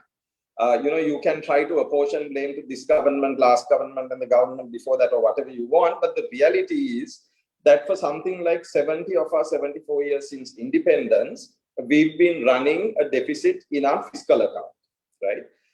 Similarly, we've also been running a deficit in our current account on the external front for something like 72 of our 74 years since independence. So basically, we've been running deficits both within Sri Lanka and also within our external account. And this is the fundamental reason why we've had to resort to borrowings. And with the continuation of the deficits, both in the fiscal account as well as in the current account, we've had to keep mounting our debt. I think Nishan alluded to this during his presentation, that we pay our debt by raising new debt, right? And so the debt has kept growing, and we can see where we have got to, because 70% of our revenue is now going towards a payment of interest. So if we want to get out of this situation, Nista, we've got to clear these two issues. We've got to clear the fiscal deficit, and we've got to clear the current account deficit. The challenge, though, is that you can't, to clear the fiscal deficit, for instance, one of the things that you might have to do, obviously, you may have to reduce your expenditure, but when 70% of your expenditure is interest, and when another almost 40% of your expense is in the public sector salaries, right, which is which then translates to very close to 110% of your revenue going out straight away. Reducing your expenditure is not easy in the short term. Similarly, raising revenue is also not easy in the short term because it will cause too much of a shock. So, for example, Sri Lanka's revenue to GDP is about 9.5%. Our comparator countries are 15 plus, between 15 and 20, closer to 20 than to 15 even, right? So if Sri Lanka were to raise from 9.5 to 15, 16 or 17%, you can't do this in a year, or you can't do it in 2 years. It's got to take a little bit of time. Okay, so we need space to do that, breathing space to do that. Similarly, Nishta, on the external account as well, if we want to resolve the challenge that we have with the current account deficit, again, the things that we need to do, for example, increase our export revenues.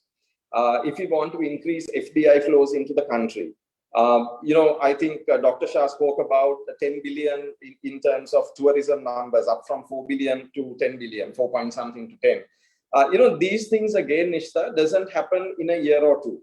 It takes at least 4 to 5 years for all these things to happen.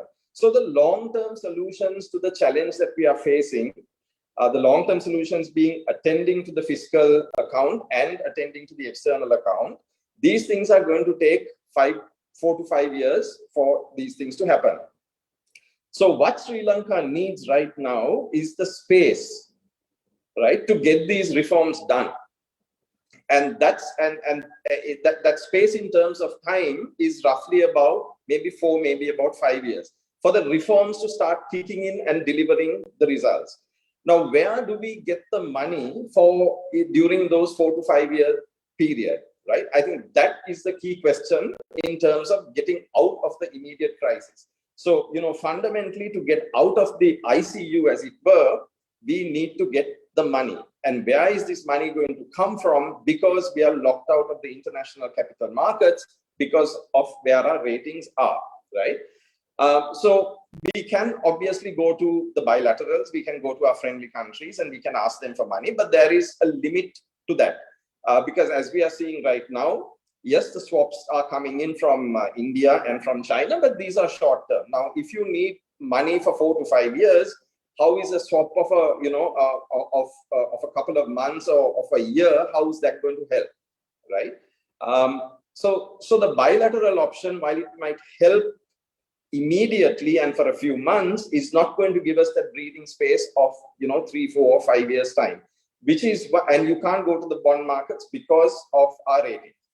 So which is why I believe that we need to go into the multilaterals. Now, going into the multilaterals requires us to restructure the debt. Now, if you go to the multilaterals, they will give you long-term funds. They will give it to you at reasonable interest rates, concessional rates even maybe. From the multilaterals, you can get maybe 5 to 10 year money, right? So this is the reason why Sri Lanka needs to go to the multilaterals, but fundamentally to go to the multilaterals, particularly the IMF, will help us with the balance of payments crisis. They need us to, most likely they will ask us to restructure our debt because the chance is that our debt is not sustainable. Dr. Shah previously spoke of the 2019 report. There is the IMF, I think, was in Sri Lanka at the end of 2021. There should be a report out of that. I believe I saw in the papers that the IMF had handed over a report to the finance minister. I think we are at a time now where reports of this nature need to be made transparent, right? The IMF report can be put on can be released to the public if the government gives permission to do that, if the government agrees to do that. And I think we have, when we are facing a challenging time, and if all of us are to contribute in some form or the other to overcome those challenges, I think we also need to be in the know. So I would really encourage government to release the latest IMF report, because that will, that will tell us exactly where we stand. So Nishta, in the short term, we need this breathing space. To get the breathing space, I do believe that we need to go to the multilaterals. And okay. Will the tourism and will the remittances resolve the problem in the short term? Will it help us to get out of the ICU? I doubt it. The reason being, Nishta, that if you look at even at the time in, let's say, 2018, when tourism was at its peak and when remittances were coming into the country, without a hindrance, we were still running a current account deficit. And if we were running a current account deficit when tourism was at its peak and when remittances were at its peak as well, okay, how is it that we are going to build the reserves to get the ratings back up and to be able to go back to the financial markets to get the funding that we need? So I doubt very much that the reserve position and that the flows of tourism and of remittances it will certainly help to an extent, but whether it will help sufficiently to overcome the issue, the crisis that we have, is very much a question mark. Okay. So okay. Thanks. At this point. Understood. Suresh, thanks for sort of clarifying your stand. Rajendra, I just want you to, in your response, also factor in that central bank has been saying that anyway currently restructuring, reprofiling their debt. So given that context, I want to in your response, just bear that in mind, also respond whether central bank could do much better. Thanks, Krista. So I think whether it is the central bank or many others have been, what we have been seeing in the last few months are steps which are part of any reform program which one would do if we go through a straitjacket. The fertilizer issue has been sort of addressed, the fuel formula, the subsidy has been sort of readjusted and calibrated. So these are some of the things which have already come in as already a part of a preparatory process. So my next question is, then why not go through an actual program? Because what Sri Lanka needs, having gone through maybe at least 4 to 5 years of challenges with downgradings in rating, is a confidence building factor, not only to the sovereign holders, but to a whole multitude of stakeholders to have faith in any sort of commitment to reform. So that is absolutely important. And as Harsha mentioned, I think about 2 or 3 years ago, the last program, there was objective evidence that the previous government had made an effort to actually comply through that reform program. But I think we did see a flip, which again brings back the next question, regardless of whether we are today, as Suresh said, we probably need that breathing space for at least 4 to 5 years to come out of these twin challenges. And if we are to, this is not about one negotiating party in the central bank or finance ministry to give a commitment. It has to come as a common buy-in by the entire political structure in the country. So the next question is, any form of intent to restructure or negotiate has to actually be discussed in parliament, and the lawmakers, who are the supreme body, has to have unanimity or majority consensus that regardless of which government, they will subscribe to a 5-year plus commitment. If not, even what we do today can get flipped in 2 or 3 years' time, depending on whatever happens. So that commitment is needed for any multilateral to come and say, yes, we'll back you guys, we'll give you the breathing space, we'll give you the concession, but you need to follow. If you don't follow, it's absolutely important. There's one of the other 2 or 3 important things we need to be mindful is, in terms of political will, I think we have another election looming up in 2024. So when we speak about also expenditure on one side, even on the revenue, the serious political will to contain a non-essential expenditure and be transparent about it is absolutely important. And also the again, the role of, I think, the central bank is an advisor, to be an objective, independent advisor to the government. I think Harsha's comments were, some of the allusions were as though it was the government. And I think that's where I think the fine wall between independence is absolutely important. I think India as a neighbor went through the same problem probably in the 80s, but in somewhere in the mid-90s or 2000s, there was proper an institutional reform where they actually separated the two and gave the Reserve Bank that independence. And I think that is absolutely important if we are to make the best use of that very deep reservoir of talent and intellect and economic research. I think we need that as well. So I would rest my case there for the moment. Okay, thank you. Thank you very much. Excellent suggestion in terms of getting Parliament, members of Parliament to commit or lock in themselves, so to say, to for a reform program or an adjustment. Move on to our final panelist, Talal. There were lots of discussions about the issues and challenges, but I wanted to just discuss about the role of trade, given the challenge of forex scarcity in this whole during this between now and what we're talking about next few years. Can we really accelerate export earnings to the level that government is envisaging? Thank you, Nista. Thanks for having me. And talking about just touching on trade, what I would say is, as all the other experts say, there is no short-term solution to this. I mean, it's not possible to increase trade or get tourism numbers up to solve this. So as an immediate solution, my view would be to go for a restructuring. But on a bit more of a long-term or even medium term, I would say that, there are a few things we can do on that side. The first thing I would say is compare ourselves to a country such as Vietnam. For example, Vietnam, the export to GDP is over 100%. So, I mean, in our country, it's just 20%. And one of the reasons is that they have a lot of free trade agreements. So we need to kind of push on that area as well.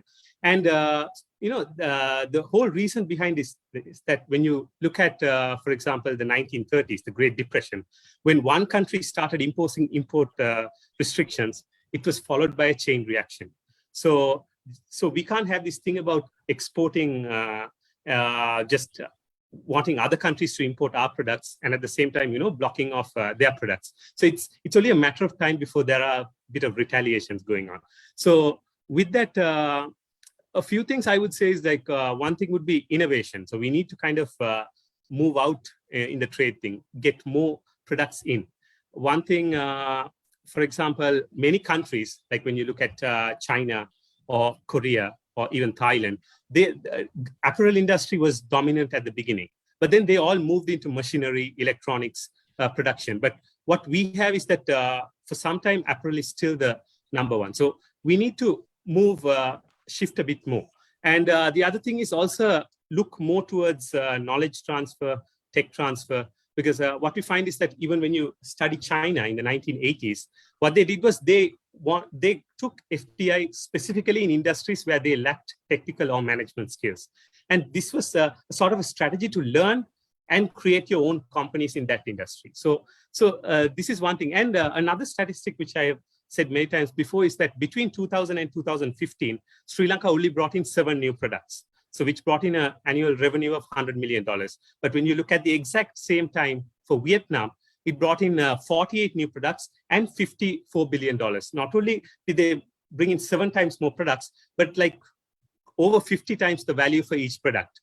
And also another thing is when you look at trade, we need to, this idea about domestic firms only starting to export. We have to look at also getting foreigners to come in and do that. And as I go back, we need more FTAs if we are going to get foreigners in. And one example is that just to show the scale or how much help we need in certain products. Like let's take, for example, Apple. Only 7% of Apple's value addition is done in China. And about 43 components are brought in from different countries to make a product. So even China, being the largest manufacturer, cannot do this on their own.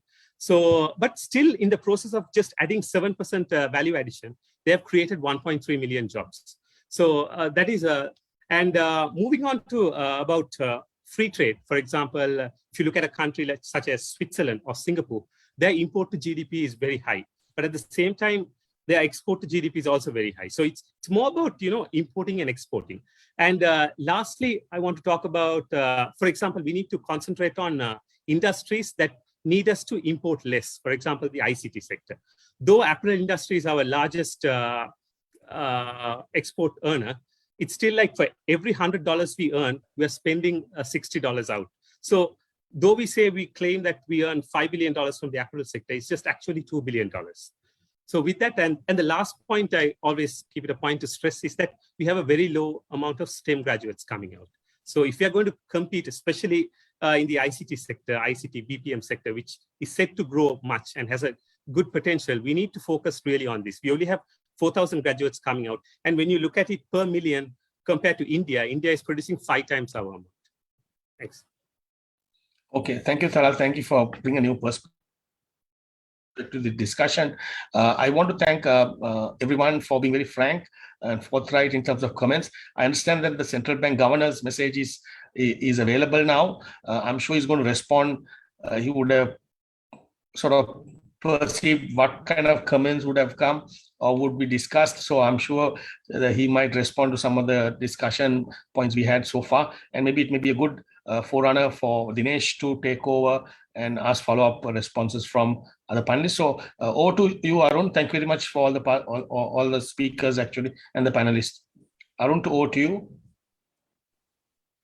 Thank you very much, Mr. Yes, and thanks very much to the panelists. Some very interesting, even practical points of view were brought to bear. Now, as was said by Nista, the governor of the central bank was unable to be present today because of having been called away to a meeting, I believe, with His Excellency the President. However, he did not want to disappoint ICC Sri Lanka and Daily FT, so he has chosen to hurriedly prepare some responses based on things that are already the concerns that have been expressed.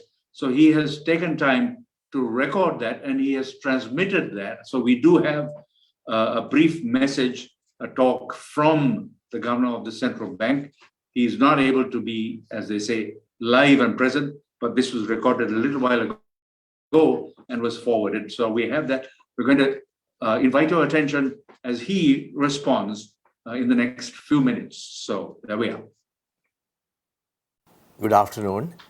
It's nice to be with the ICC as well as the Daily FT, and thank you for inviting me.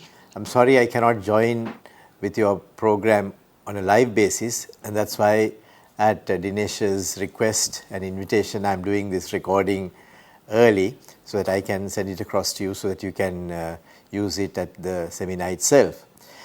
The program today is one where you are discussing the impact of Forex crisis and solutions for the national economy. In that context, I think it's useful for us to understand how this challenge has actually commenced and come to being.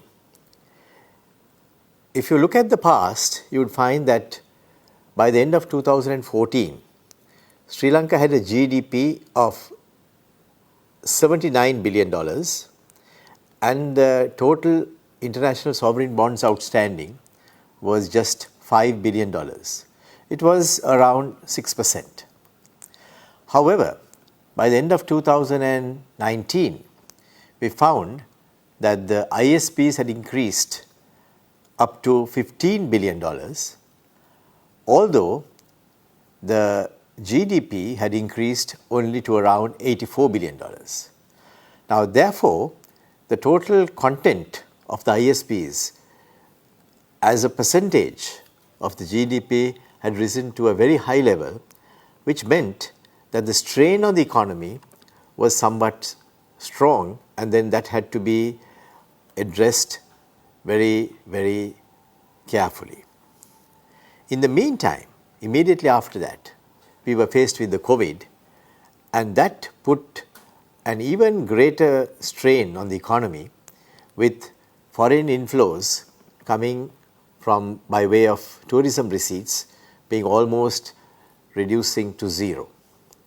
As we know, in the year 2019, we had around $4.5 billion being the inflow of foreign exchange into the country per year from tourism. And for 2 years, when that does not come in, we have a gap of around $9 billion that we had to deal with. So those compounded this situation, and although there has been a lot of efforts to deal with it, there had been a few other changes that had to be made in the economy as well in order to accommodate that situation. If you look at the debt situation, we saw that by the end of 2019, our reserves had been, or rather by about November 2019, at the time when President Gotabaya Rajapaksa took office, the reserves were around $7,642 billion. Although, if you really look at it, by the end of 2014, we had about $8 billion, and thereafter there were borrowings of around at least $10 billion that came in through international sovereign bonds, which would have suggested that our total should have been more than that. But unfortunately, we had only about $7.6 billion as the total of reserves.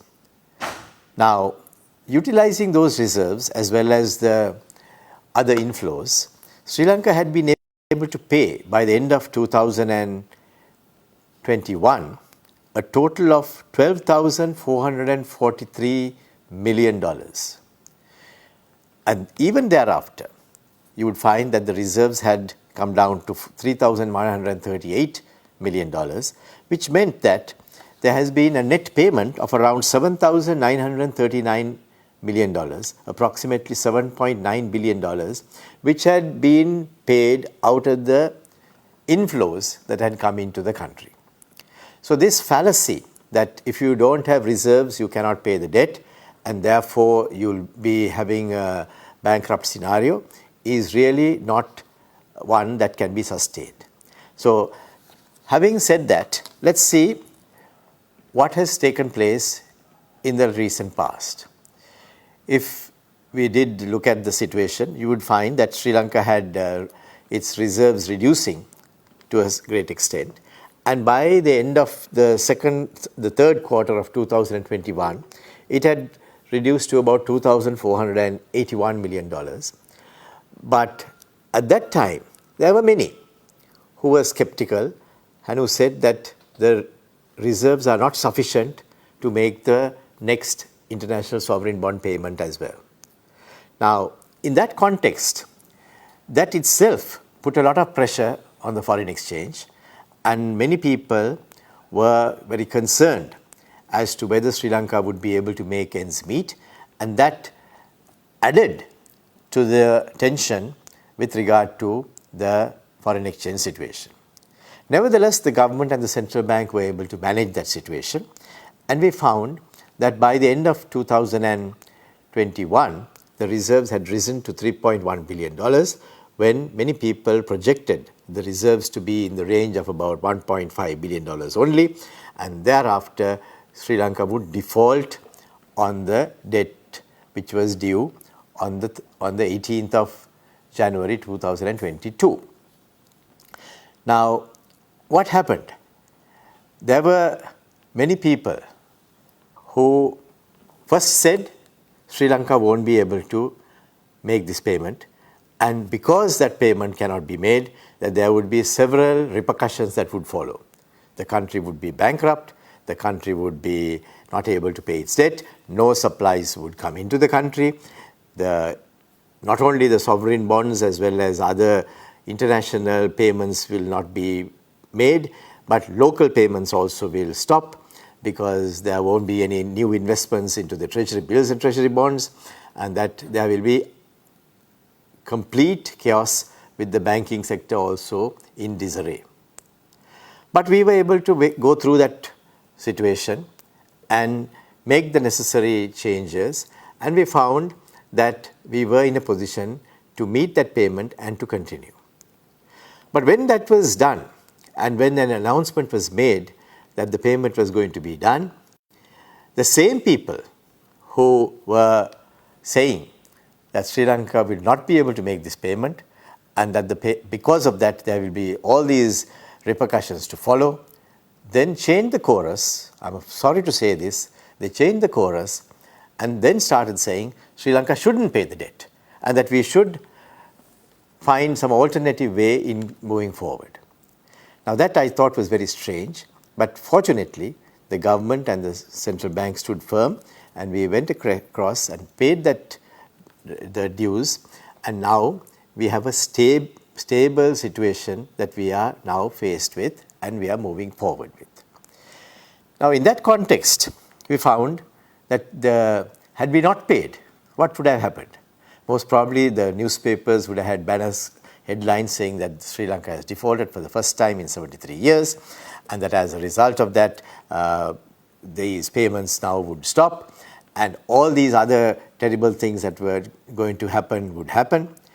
And what is even more significant is that there was a treasury bill auction the next day, which was for 97 billion rupees, and that would have very likely have not been subscribed as well, which would have meant that the central bank would have had to subscribe, or the government would have had to say, we are not going to pay the local bills as well. So these would have been the repercussions. That would have had tremendous repercussions on the banking sector and the financial system stability, and that is why sometimes, although on the face of it and one or two indicators would suggest that there is going to be some advantage in not doing something or doing something, you got to understand that in an economy you have to look at all these parameters before a decision is being taken, and now Sri Lanka can move forward with a lot more clarity and confidence as we go on. Now for the future, we would have to ensure that tourism is maintained. Already we can see some signs of tourism coming back to normalcy. Exports are holding firm and exports are strong. We've seen a reduction in the remittances, which is now being addressed, and a lot of work is being done in order to ensure that the remittances would increase for the future as well. And we have given many incentives as well. And in the current shortfall of certain payments that have been experienced, particularly in the light of very high imports that are taking place in the country with the development as well, we would see some shortages, but I believe that in time to come, those also would ease with new inflows coming in. Now, at the same time, the government has taken a conscious decision that our exposure to the international sovereign bonds would be reduced gradually. In fact, now it has reduced to $12.5 billion from the $15 billion that was there by the end of 2019. And we would gradually reduce that with swaps in the short term and with non-debt inflows like monetization of certain assets in the longer term. And it is already happened. A lot of transactions being now discussed as well. And we would find that as time goes on, there would have been a gradual reduction of the ISPs, and then we would have a greater ability to absorb the interest as well as the repayment of those debts into an economy that is growing even more in time to come. So basically, the strategy would be a kind of a restructuring. Now, a lot of people think that restructuring means you got to go to the IMF or go to somebody else and then inflict pain on your creditors and have a big change in the way you deal with your creditors, and that would be the restructure.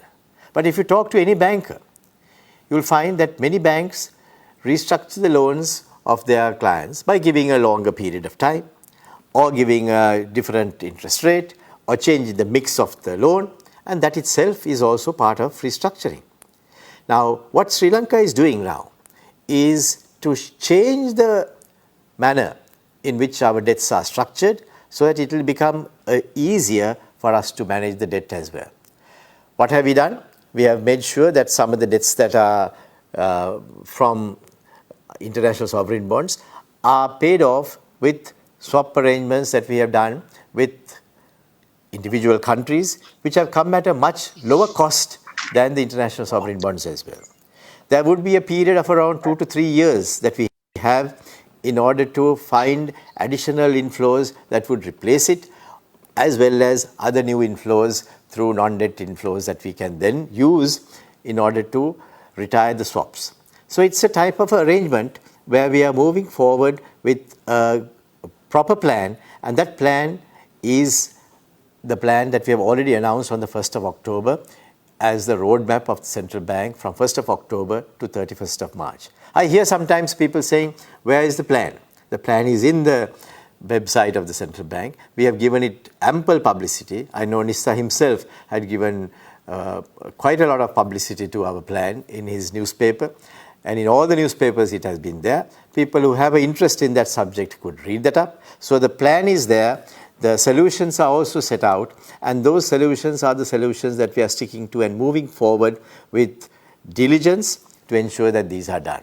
So I think we all would be the first to acknowledge that there is a tension, that there is a challenge, particularly because of the global conditions that have put a lot of people into that situation.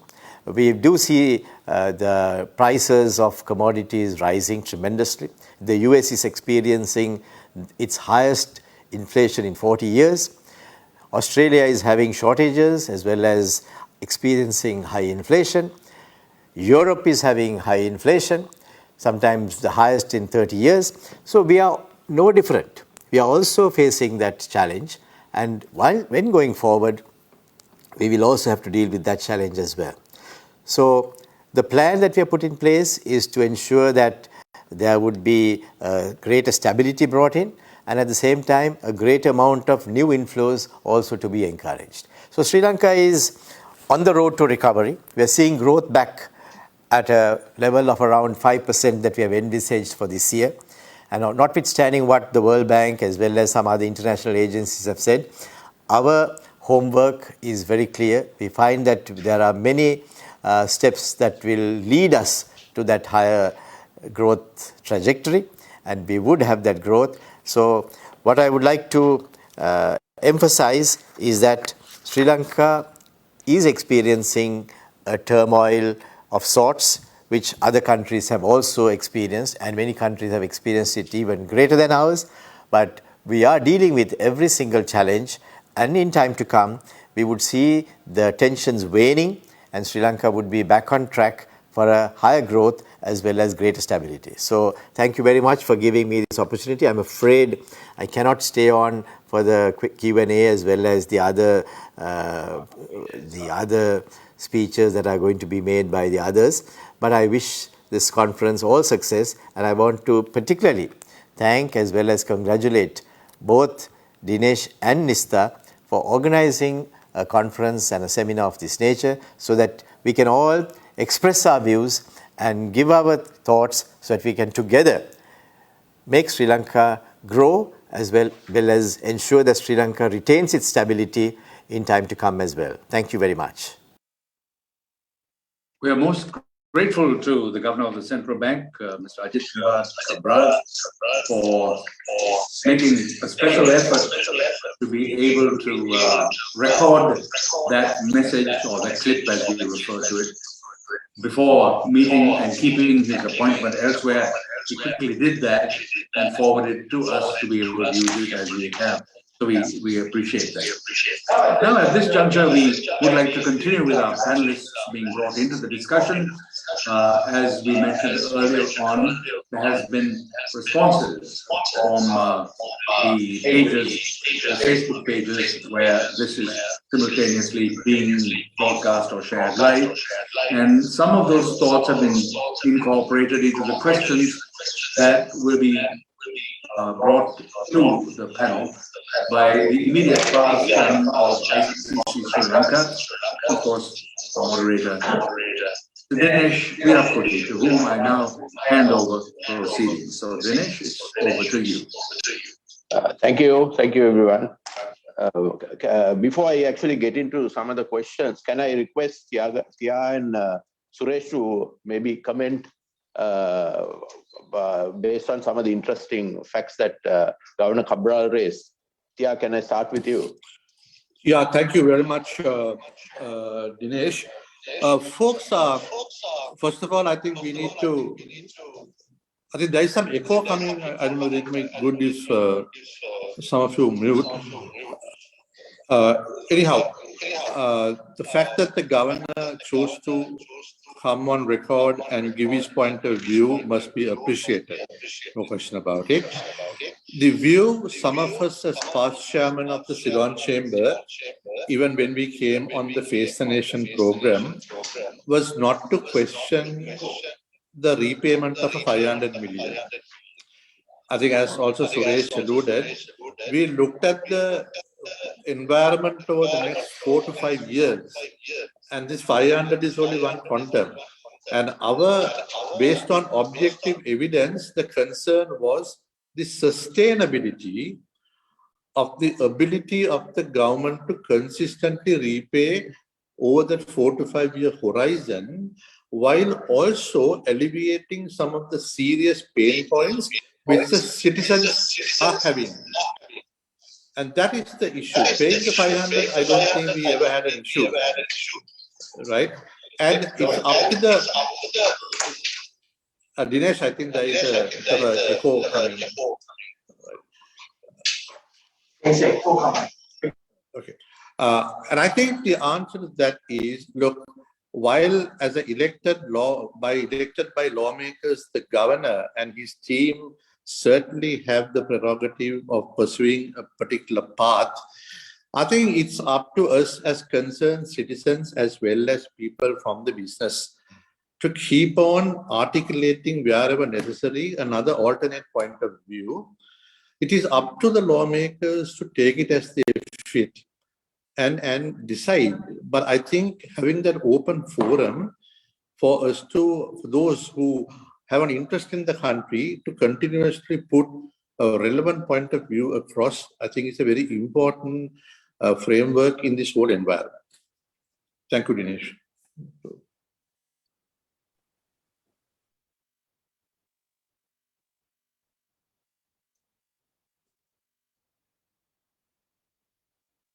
Dinesh, Suresh, can I have a quick comment from you? Yeah, I think I must agree with Tia in what Tia said, that it was not so much about the $500 million payment, but it was about restructuring the debt. So it was not loan payment, but it was all about restructuring the debt. You know, at the end of the day, as a government in this current scenario, Dinesh, still we are getting that echo. Dinesh, it's coming from your microphone. Yeah. So Dinesh, when you look at the current environment, there are, where this crisis is concerned, there are fundamentally three stakeholders that the state needs to look at. So first is we have the citizens. Secondly, we have the private sector. And thirdly, we have the holders, the people who have lent us money, the creditors, right? Now, when these three people come into conflict because there is a limited amount of money to be spread amongst these three groups, then the question crops up, whom do you give the least pain to? I mean, everyone's bound to feel pain, but whom do you give least pain to? Is it the population? Is it the citizens of the country? Is it the private sector? Or is it the creditors? Right now, obviously, Sri Lanka is not the richest country in the world. Many of the people are underprivileged, and I think the bare essentials for day-to-day living are absolutely essential. For example, medicine, gas, fuel, etc. So I don't think we should compromise on any of those things. Where the private sector is concerned, we are talking about growth. Now, if the private sector is to drive the economy, and if the economy is to generate that 5% growth that is being spoken of, it's essential that the private sector has the ability to get its raw materials in, for example, to produce, so that that can be sold, and then growth can be generated, taxes can be paid, and so on and so forth. Right. So just to make the point that at this moment in time, Sri Lanka has three stakeholders which it needs to where it needs to meet its obligations with, and the fundamental question is where do we invest our resources? Again, we are getting the echo. Yeah. So the fundamental question, where do we take the amount of that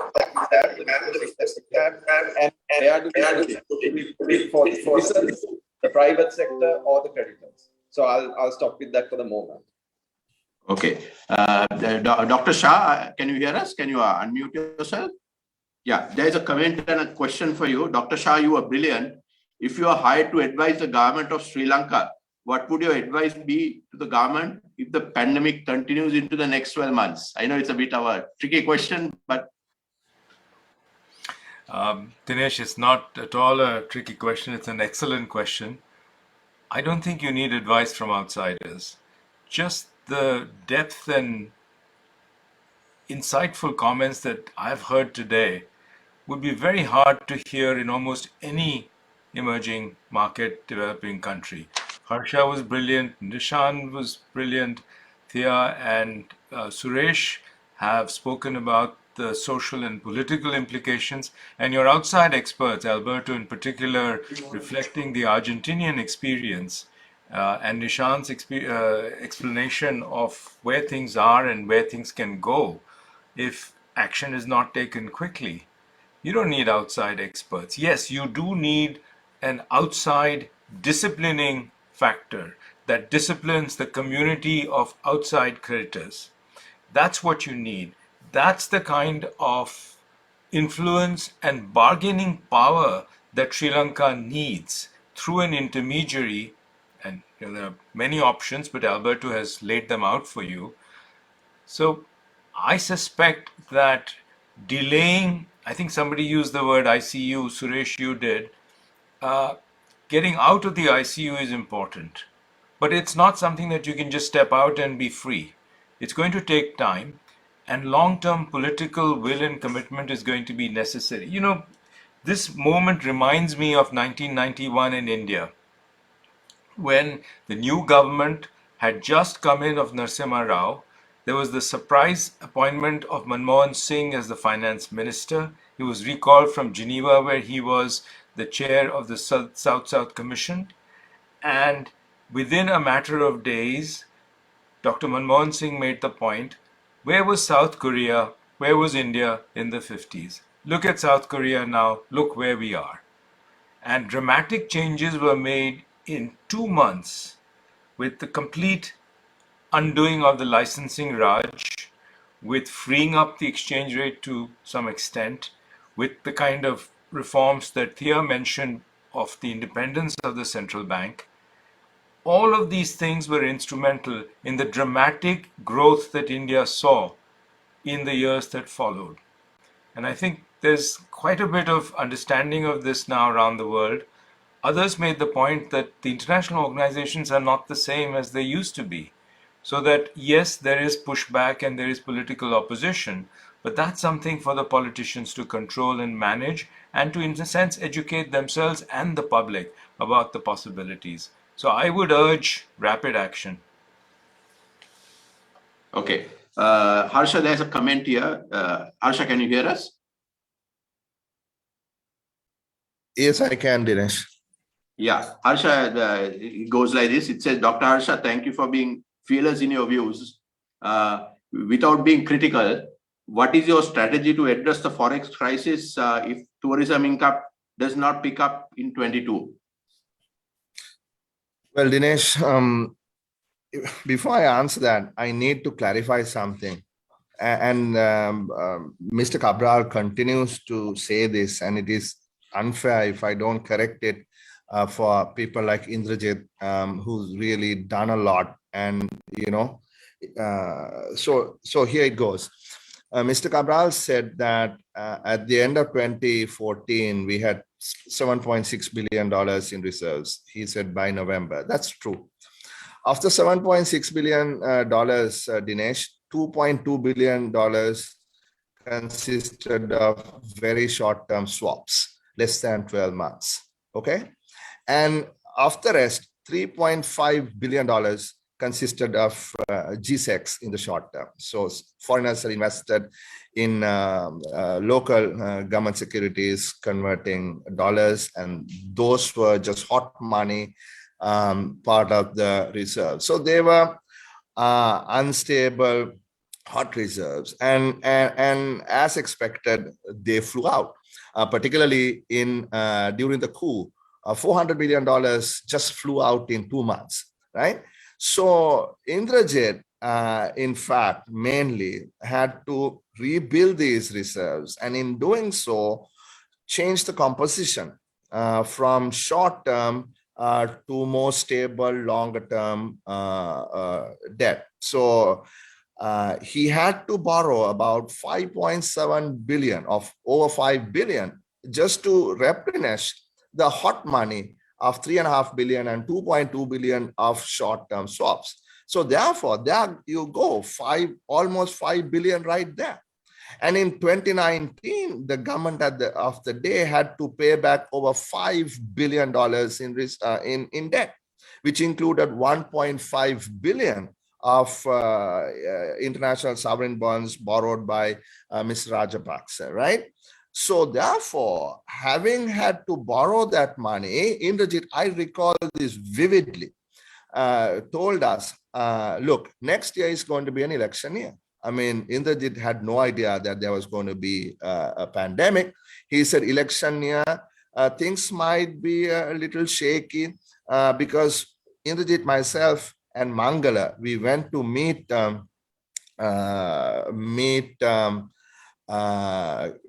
Christian, the IMF, what was her name? Lagarde, right? Christine Lagarde in DC after the coup, because in January there was a payment that needed to have been made, and it was tough. He got downgraded, and the government, the illegal government, threw out the IMF agreement. We had to go back and restart this process. So all that he knew, and he said, look, election year, we should borrow more, so that if there is any issue, the central bank would. Harsha, in the interest of time, will you keep it short? No. This has to be said, Dinesh, because this has been spread, and somebody needs to counter this. And I'm doing this on behalf of Indrajit, because what he did was he looked into the future and he said, look, we have to be prepared. And that is why he borrowed an additional $2.2 billion, Dinesh, right? And that is how that we had $7.6 billion, which has now come down to $1.5 billion. I don't know about the $3 billion. I don't know how much of that $3 billion can be used, right? And Verite has done some work which hasn't been dismissed by either the central bank nor the treasury now for 2 months, where he showed that 89.8% of borrowings during 2015 and 2019 was actually for interest payment, right? And if Verite is wrong, then central bank and the treasury should show that that is incorrect, right? So just to give you these numbers, because we have to be correct. We have to look at the data. We have to be professional, right? So in that context, these guys have put up the numbers. It's out there in the open. If it is wrong, say it is wrong. If not, accept the fact.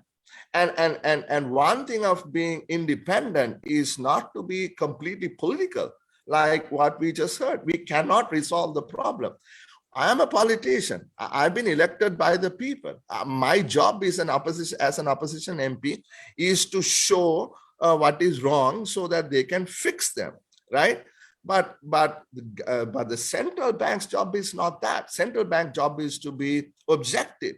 It is supposed to be data centric. It is supposed to be impartial. They're supposed to be someone used a word earlier, sensitivity analysis needs to be done based on data, right? We have to be accurate. So my answer to your question, look, Dinesh, we have a problem, right? And unless our forex markets are not working, I mean, you can't have parallel market at 240 and an official so-called market at 200. It won't work, right? Unless we are in a crisis equilibrium. We cannot resolve this problem unless we are ready to accept we have a problem, okay? And then we have to raise interest rates. There is no way that we cannot increase interest rates. Okay, 50 basis points is not sufficient, right? You have to give the necessary impetus there so that dollars will flow in and the cost of rupees would be more expensive. And then once you increase interest rates, then you can float the currency. And only then you will get to some sort of equilibrium where things will get back into normal process once again. Without doing that, and I keep hearing the governor and I'll finish, and Basil Rajapaksa saying never to the IMF, no depreciation. I mean, this is political rhetoric that is not going to resolve the problem, right? I can understand Basil Rajapaksa saying it because he's a politician, but I cannot understand the governor saying it because the governor must be objective. He cannot be political. He has to look at both sides. Thank you. Thank you, Harsha. Sibel, are you still online? Yes, I'm here. Yeah, Sibel, there's a question for you here. It's from an ex-minister, by the way. The question says the IMF and World Bank have forgiven debt before. I'll repeat it again. The IMF and the World Bank have forgiven debt before. The crisis now is much greater than before. Has the IMF and World Bank done enough for the developing world? It's, by the way, from an ex-minister. Yes, thank you for this question. This is a great question. So as I said, the bank and IMF is currently discussing with G20 and other private creditors on the way forward how to solve these problems. Yes, in the past, the debt was forgiven, especially through HIPC initiative, which was proven to be successful. And this was for the low-income countries.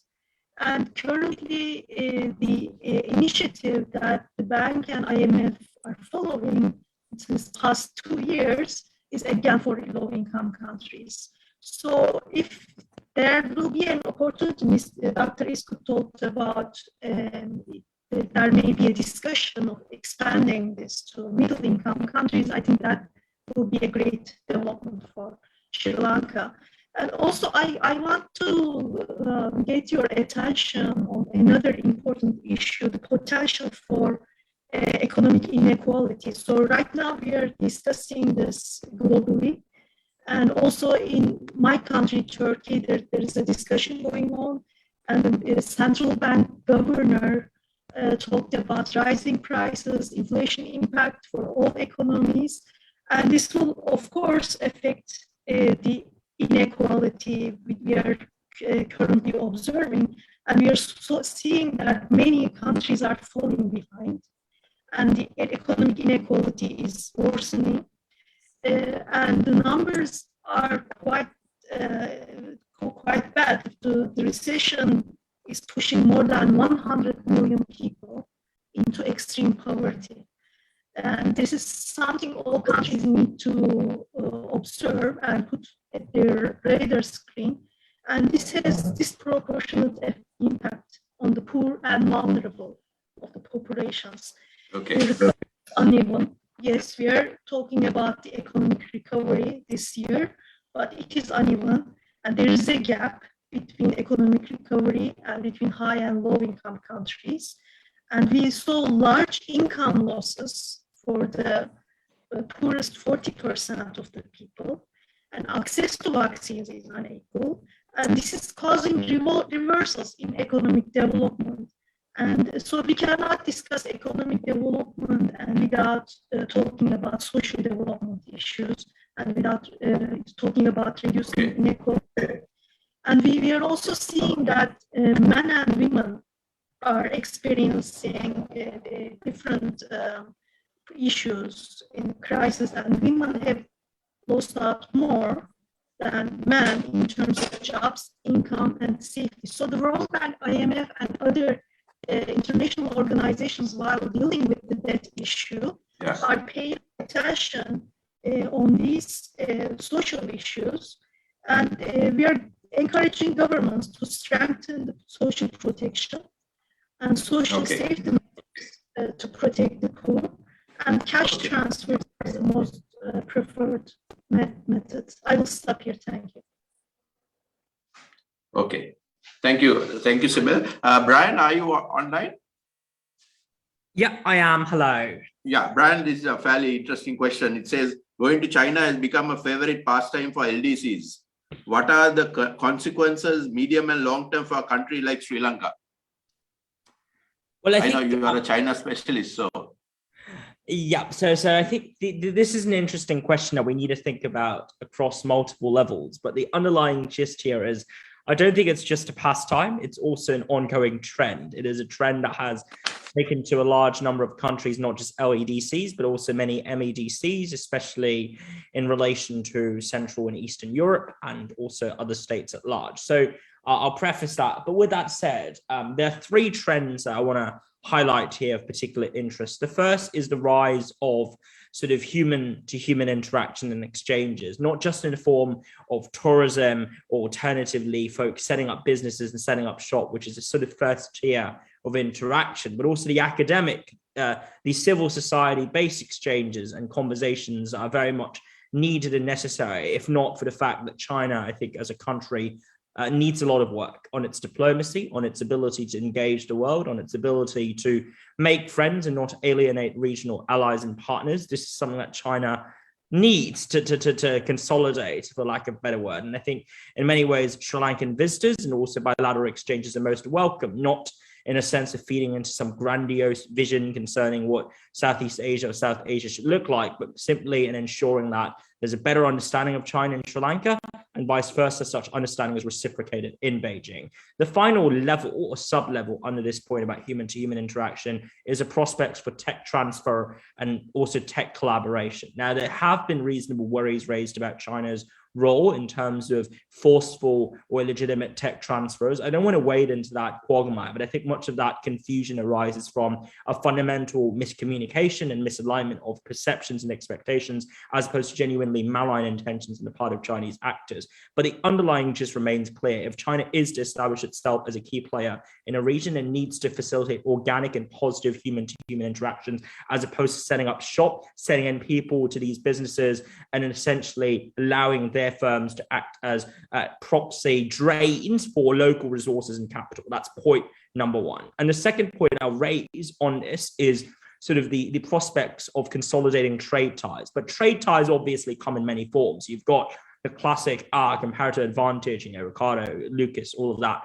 But what I'm more interested in ultimately is how can we cultivate long-term resilience and capacity and productivity in Sri Lanka? Because I think an oft overlooked facet of international trade, especially undergirding this globalization above all supremacism ideology, is just the view that, if you trade, then firms that are inefficient would be eliminated. Thank you, Brian. So, yeah, and that, sorry, is that a cue for me to stop? So that perception rather, that international trade would always lead to better efficiency, neglects the human costs and also the very real labor costs and damage and devastation brought upon local firms that are crowded out and shut out. So rather than talk about free trade and more trade, I think what's needed for China, Sri Lanka, and also other countries in a subcontinent is a question of how can we trade sustainably? How can we trade fairly and ultimately trade justly to ensure that you don't have dumping, drowning out and crowding out of local folks, and ultimately a preservation of stability whilst you have and reap a vast majority of the benefits of efficiency. I know we're talking about economics here, but I think political and livelihood issues are equally important and salient when we think about the organicity and the justifiability of economics at large. So I had 3 points. I've condensed them to 2 points. I hope that's okay. Thank you very much. Cheers. Thank you, Brian. Suresh and Tia, there's a question for you. Maybe Harsha also can come in. There is another $1 billion USD maturing in June. What should be the game plan if there is a major shortfall by May? Tia, you would like to go first, being a banker? Yeah, I will be consistent in what I said even 10 days ago. It is an opportunity for the government to really look at their cash flows, not just on the 500, on the next 3 to 4 years up to 2025, and see by renegotiating or re-engaging, how much of breathing space can they create to make sure there is a better balance between reducing the pain for the citizens as well as getting a reasonable amount of pain to be also borne by the bondholders. That is my humble opinion. Okay. Okay. Suresh? Yeah, Dinesh, I think there is 6 months to go, right? And during these 6 months, I think we need to work out a very credible economic plan that looks at raising revenue, an economic plan that looks at increasing exports, an economic plan that looks at bringing more FDI into the country, an economic plan that helps drive tourism up from, not just 2.3 million, but maybe 5 million arrivals. But all these things need reform. And there are a few reforms that are absolutely essential for Sri Lanka. So one is a safety net for the underprivileged. We need SOE reforms. We need tax reforms, the central bank reforms that Thea spoke about. And we need pricing formulas for fuel and electricity. So we have these 6 months to work all these things out, right? And then with a credible plan, we can go to the creditors and say, look, we need to restructure our debt because like I said earlier, we need that 4 or 5 year period, the breathing space to get these reforms to start working and to get the economic plans to start working so that they can then produce the results. So we need to use this period to get the plans in place and probably also ask the IMF to underwrite it because that would give the creditors sufficient comfort and confidence that, once the period is over, that then we are good for their money. Okay. So, Harsha, you'd like to make a quick comment? Because you are being a treasurer also in the past. Yeah, sure. I mean, I agree with almost everyone here, and Suresh said that earlier, we need 3 to 4 years or maybe longer, right? And we need to do the reforms. I mean, we can't continue to kick this can down the road. At some point, we got to rise above petty politics. And Dr. Shah essentially, said, look, these are the things that the assumptions that some people believe would be would come true, but it's very, very, remote that these things will actually happen, right?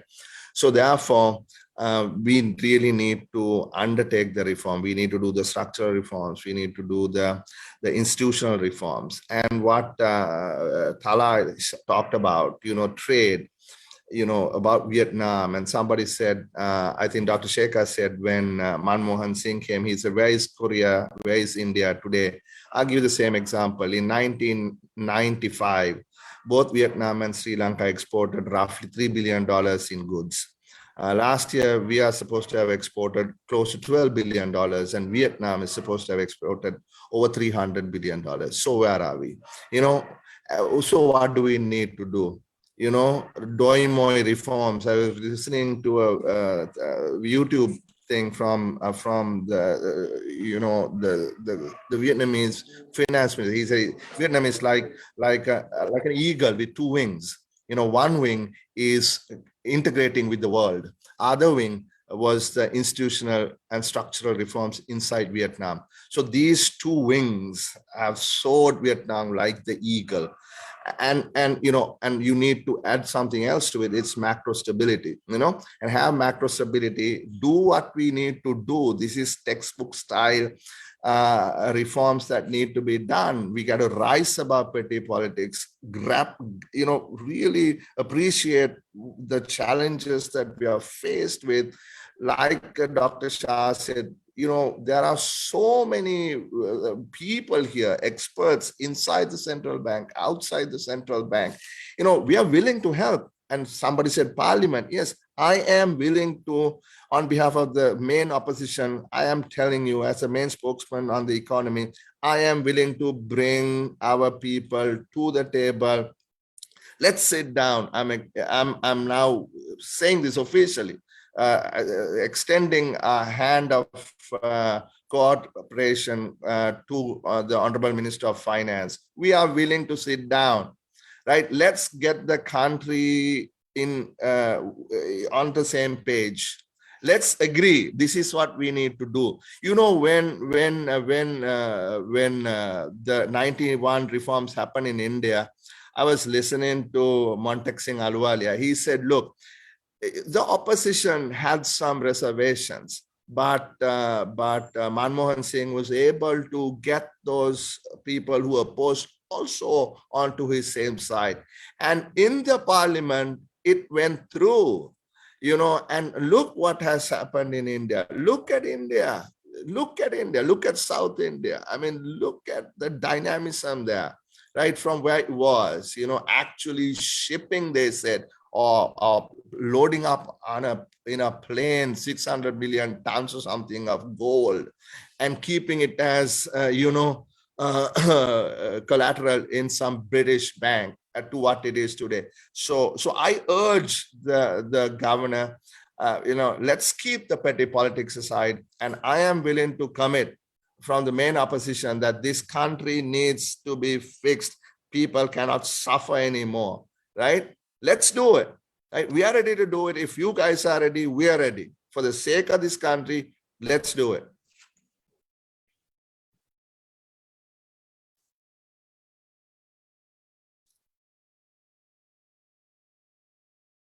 Yeah, Thea, before I get to the final question, there were a lot of questions about the banking problems, opening of LCs, the moratoriums and all that. Can you sum up in a minute or two and say how we should address some of these issues in the short term? So you see, there is a twin whammy at the moment because of the supply-demand mismatch for foreign currency against the demand for imports, which is more than exports. There is a challenge on one side in the banking system. And then, of course, there is the other whammy of this moratorium, which I think, okay, there is no point in going back. But at a point, maybe 2-3 years ago, when there were two options of infusing the benefits into the public directly or using the banking system, we chose to do the latter. That is fine. But at some point in time, there has to be a finite end to that.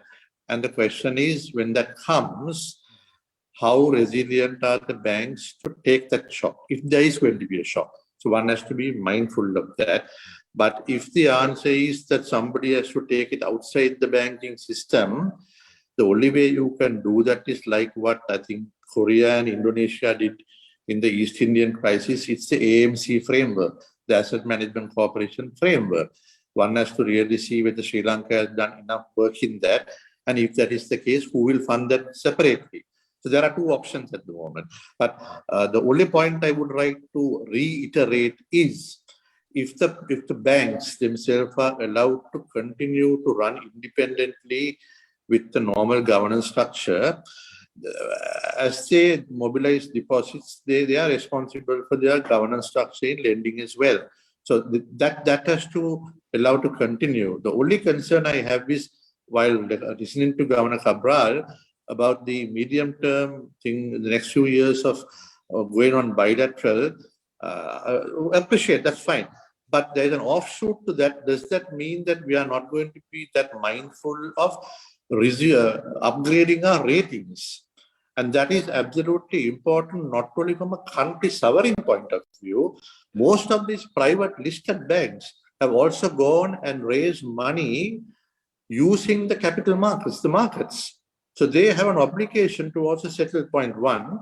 And unlike maybe 10-20 years ago, the shareholder composition of most of these banks, the equity is also funded by not only Sri Lankans, institutional funding from outside. So, and most of them rely on the rating of the banks. So that rating is the framework to encourage the restoration of that rating is equally important to anything else we do, Dinesh.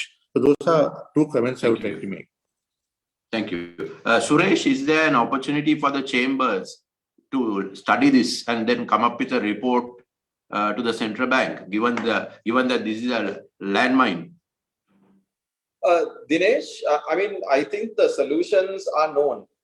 So I don't think we need to add to the reports that are there already. I think it's more about the chambers, the Bankers Association, for example, and maybe the Institute of Chartered Accountants, who's also, I think, part of this forum. I think these institutions need to come together. They need to take a country view, understand that we are in a crisis, come together so that we can maybe approach government together with and be on the same page when we do that. So I don't think it's time for another report. I think the solutions are known. But I think these institutions need to come together to speak to government. So what you're advocating is that for these institutions to assert themselves a bit more. To assert themselves a bit more, to make their point known, do it professionally, obviously. There is no politics involved in any of this.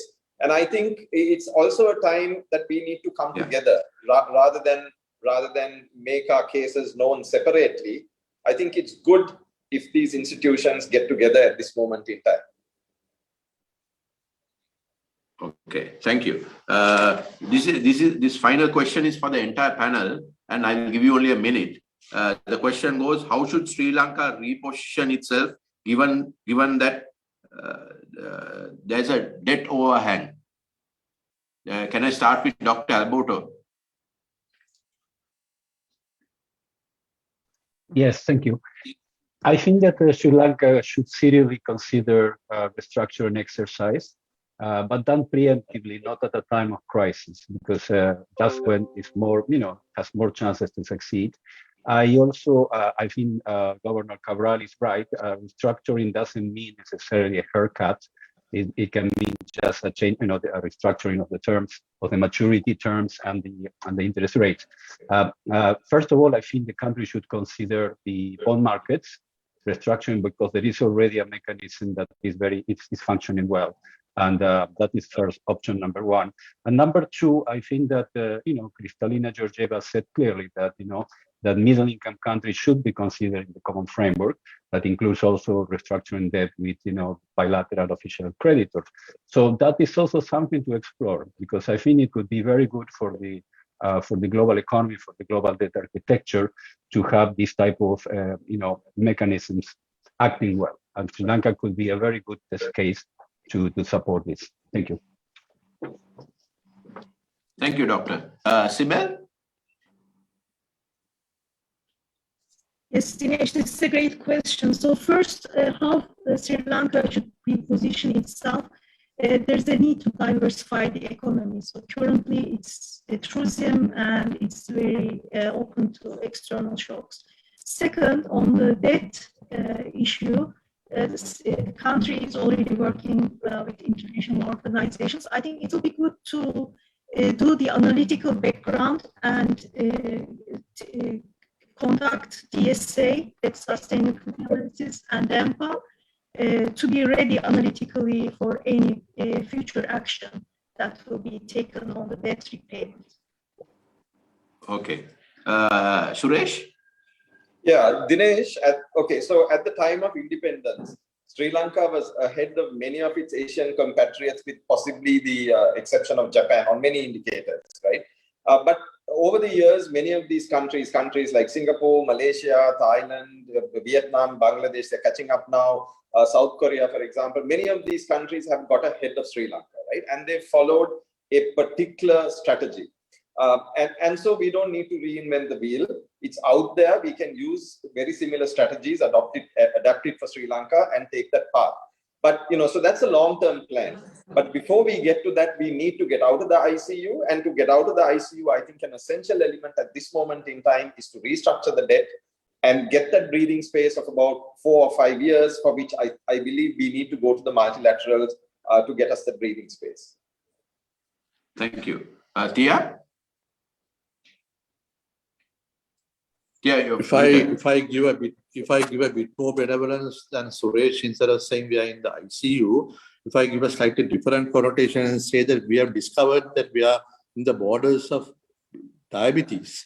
So the immediate solution is maybe to take a bit of glucophage, but to really in the medium term to change our lifestyle, to come out of it permanently. So I think any conversation about a homegrown restructure is to create that breathing space, but as a part of that breathing space, the series of policy reforms to actually change our lifestyle as Sri Lankan citizens and as a nation to come out of that 70-year rut is absolutely important. And I think I'm glad Harsha mentioned the need to come together.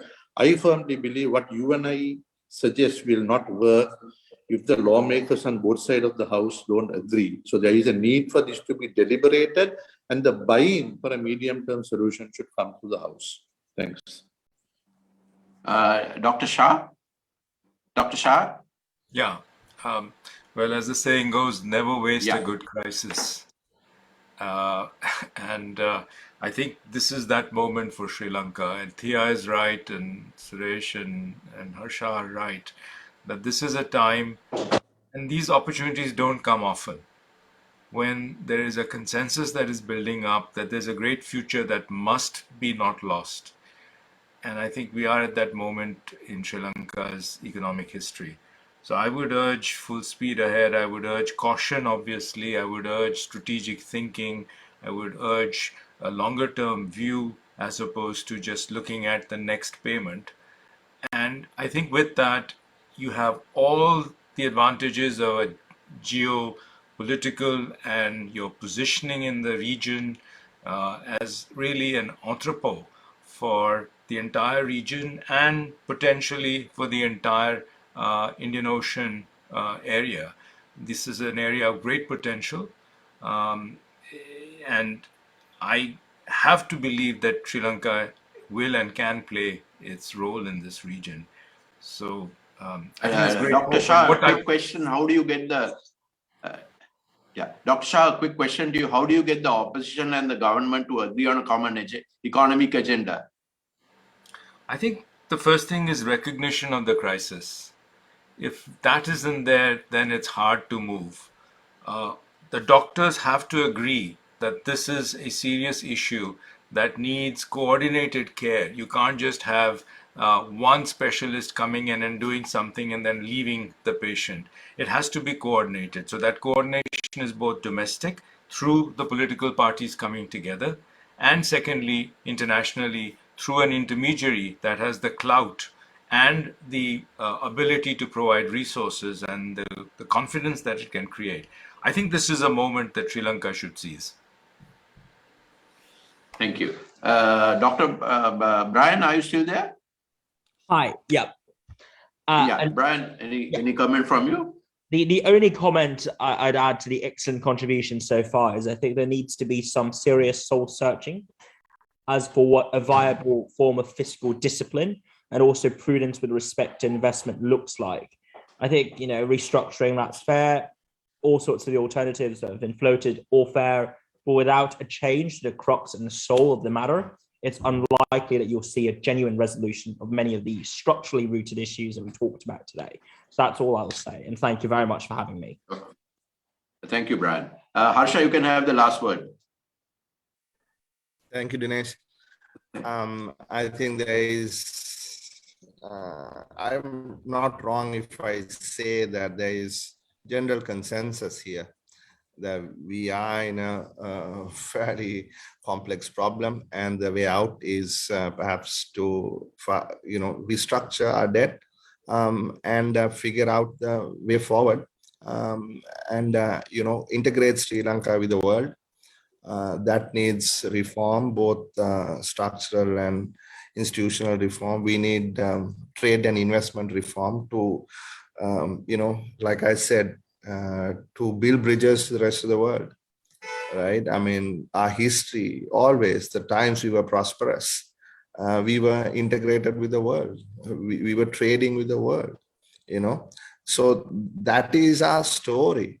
We can't build large tariff walls around this island and say, look, we are an import substitution industrializing country. It is never going to work. I'm sorry, it won't work, right? The literature is out there. The evidence is there. Why are we going back to things that is never going to work, right? So we have to break down these walls and build bridges. That's what I always say. And we are ready for a discussion with the government. It's with open mind that I made that comment earlier. And this country has so much potential. I live here. I work here. I want to die here. I want to make sure that this country is a place where my children would like to come back and live. Thank you, Harsha. Thank you. Before I hand over to Talal to do a quick summary, Dr. Shah, any final parting words? No, I just have to compliment all the speakers that this is certainly one of the richest discussions I have been party to.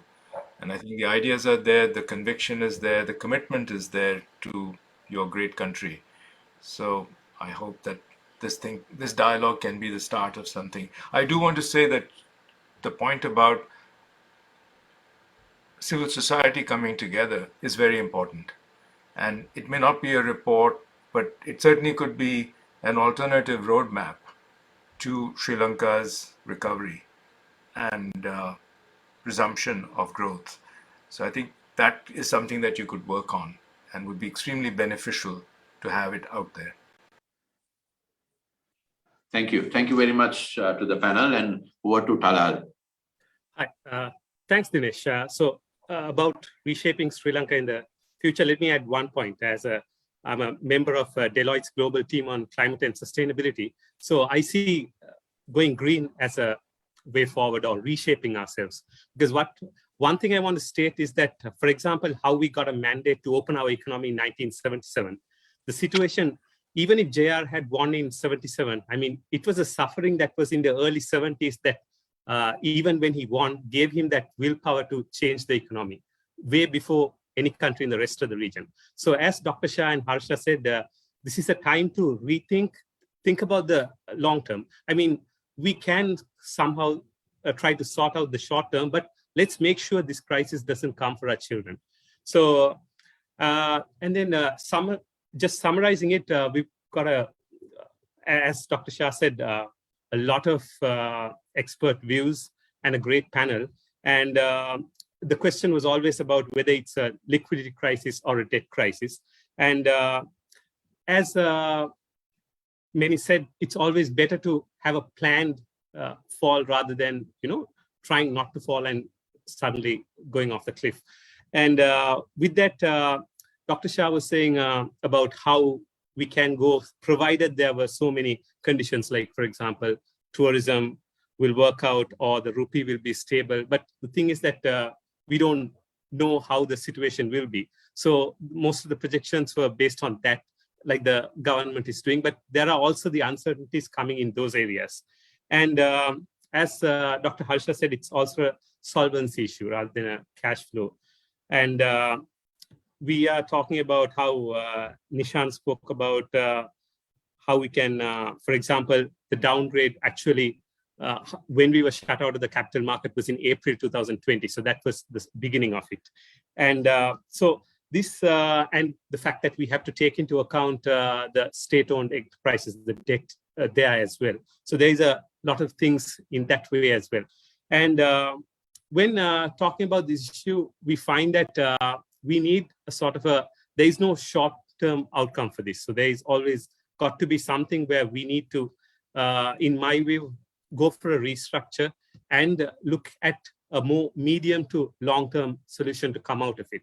Like many countries, as I said, there's a strategy to go towards a greener thing or towards an economy that's more digitized and other ways. But, and also, as I mentioned, I want to come back to it again, a greener economy would be good because what we need at this moment is foreign direct investment. So, and if you saw the recent letter by the world's largest asset manager, BlackRock, which controls assets worth $19 trillion. I mean, they're pushing heavy on going green. And also their investments are going to be greener. So if we want to tap into global investments in the coming decades, and what we find is that from reports, each year it's going to be at least $1 trillion going to be invested by 2030. And beyond that, we need around $5 trillion to save the world from the worst effects of climate. So what we find is that Sri Lanka can go in a direction that way, or in a way where we can tap into more of the ICT, digitizing, and all the latest tech trends. So, and as all the panelists would admit, we are a very talented country, and we have an amazing talent here. Even with, for example, the few STEM graduates we have done great work. Like, for example, how the outsourcing we do to some of the largest companies in the world. So with that, I'll conclude that this was an excellent panel and we had a great discussion. And over to you. Thank you very much, Talal. We appreciate that summary that you provided. And indeed, it has been a very, very interesting session today, I would say. And we had such vibrant participation from all of the participants, as we refer to them as panelists, I guess. So that'd be correct. Thank you for staying on. You endured, in a manner of speaking, all of this while, and that's highly appreciated. And this is true even of those who were watching and following the program on the other platforms, the Facebook and so on. They too stuck on. So obviously, it was a subject that was very important to all of those people. So again, warm thanks, and thanks also to our sponsors. And we have a few closing messages from our sponsors and those that are involved in this particular webinar. So saying thanks to all of you, as well as to the viewers, and we wish you the very best, and may things turn out to be profitable in the end. That's the whole idea. Bye for now.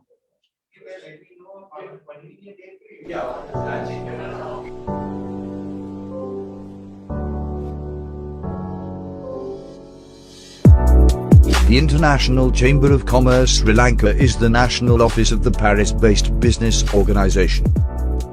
The ICC comprises of membership of 45 million members in 130 countries. Trade facilitation, export and import and cross-border trade and issues relating to freight forwarding and many other matters of importance are addressed by the ICC. ICC Sri Lanka works through several committees to debate, discuss and suggest solutions on subjects related to the mandate of the Chamber. Each of these commissions are led by professionals in the committee, with many committees functioning. ICC includes a membership committee, International Relations Committee, Policy and Advocacy Committee, Training and Development Committee, Banking Committee.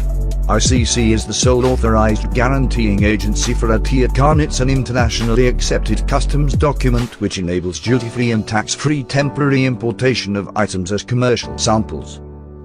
The Theagarajah reduces costs and red tape. The ICC is also known for its popular publications invaluable for bankers, lawyers, arbitrators and anyone involved in cross-border trade. Its members are provided with a member's privilege card which includes discounts with multiple retailers. ICC Sri Lanka's vision is to be the organization of choice to advance international trade and investment for businesses in Sri Lanka. ICC Sri Lanka's mission is to be the change agent in national policy formulation and implementation and facilitator of global businesses with Sri Lanka and disseminator of information on the development of business utilizing the services of ICC Paris while continuing to be a facilitator of dispute resolution. In addition, the ICC Sri Lanka organizes seminars, lectures, meetings with business leaders, and gives recognition to Sri Lankan businesses for outstanding achievements. ICC can play a special role in connecting business to the world and be a driving force for all Sri Lankan businesses.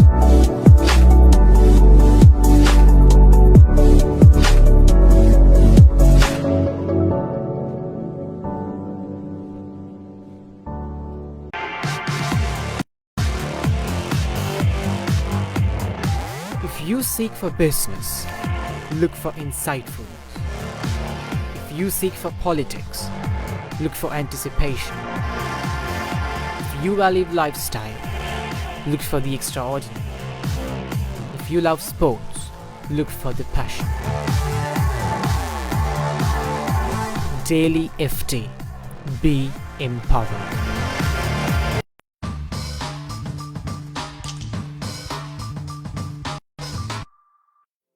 ACCA has been the game-changing moment in my journey, and I'm sure it will be the same for you as well. Get out of the comfort zone, keep investing in your existing technical skills and more, which is all what ACCA does. So ACCA definitely helped me in my career. I was able to achieve my career aspiration of being a head of finance of a $200 million business, and I was able to carry out that role very successfully, and it will definitely help in yours. It has helped me a lot to move across industries and to come to this level as being a CEO.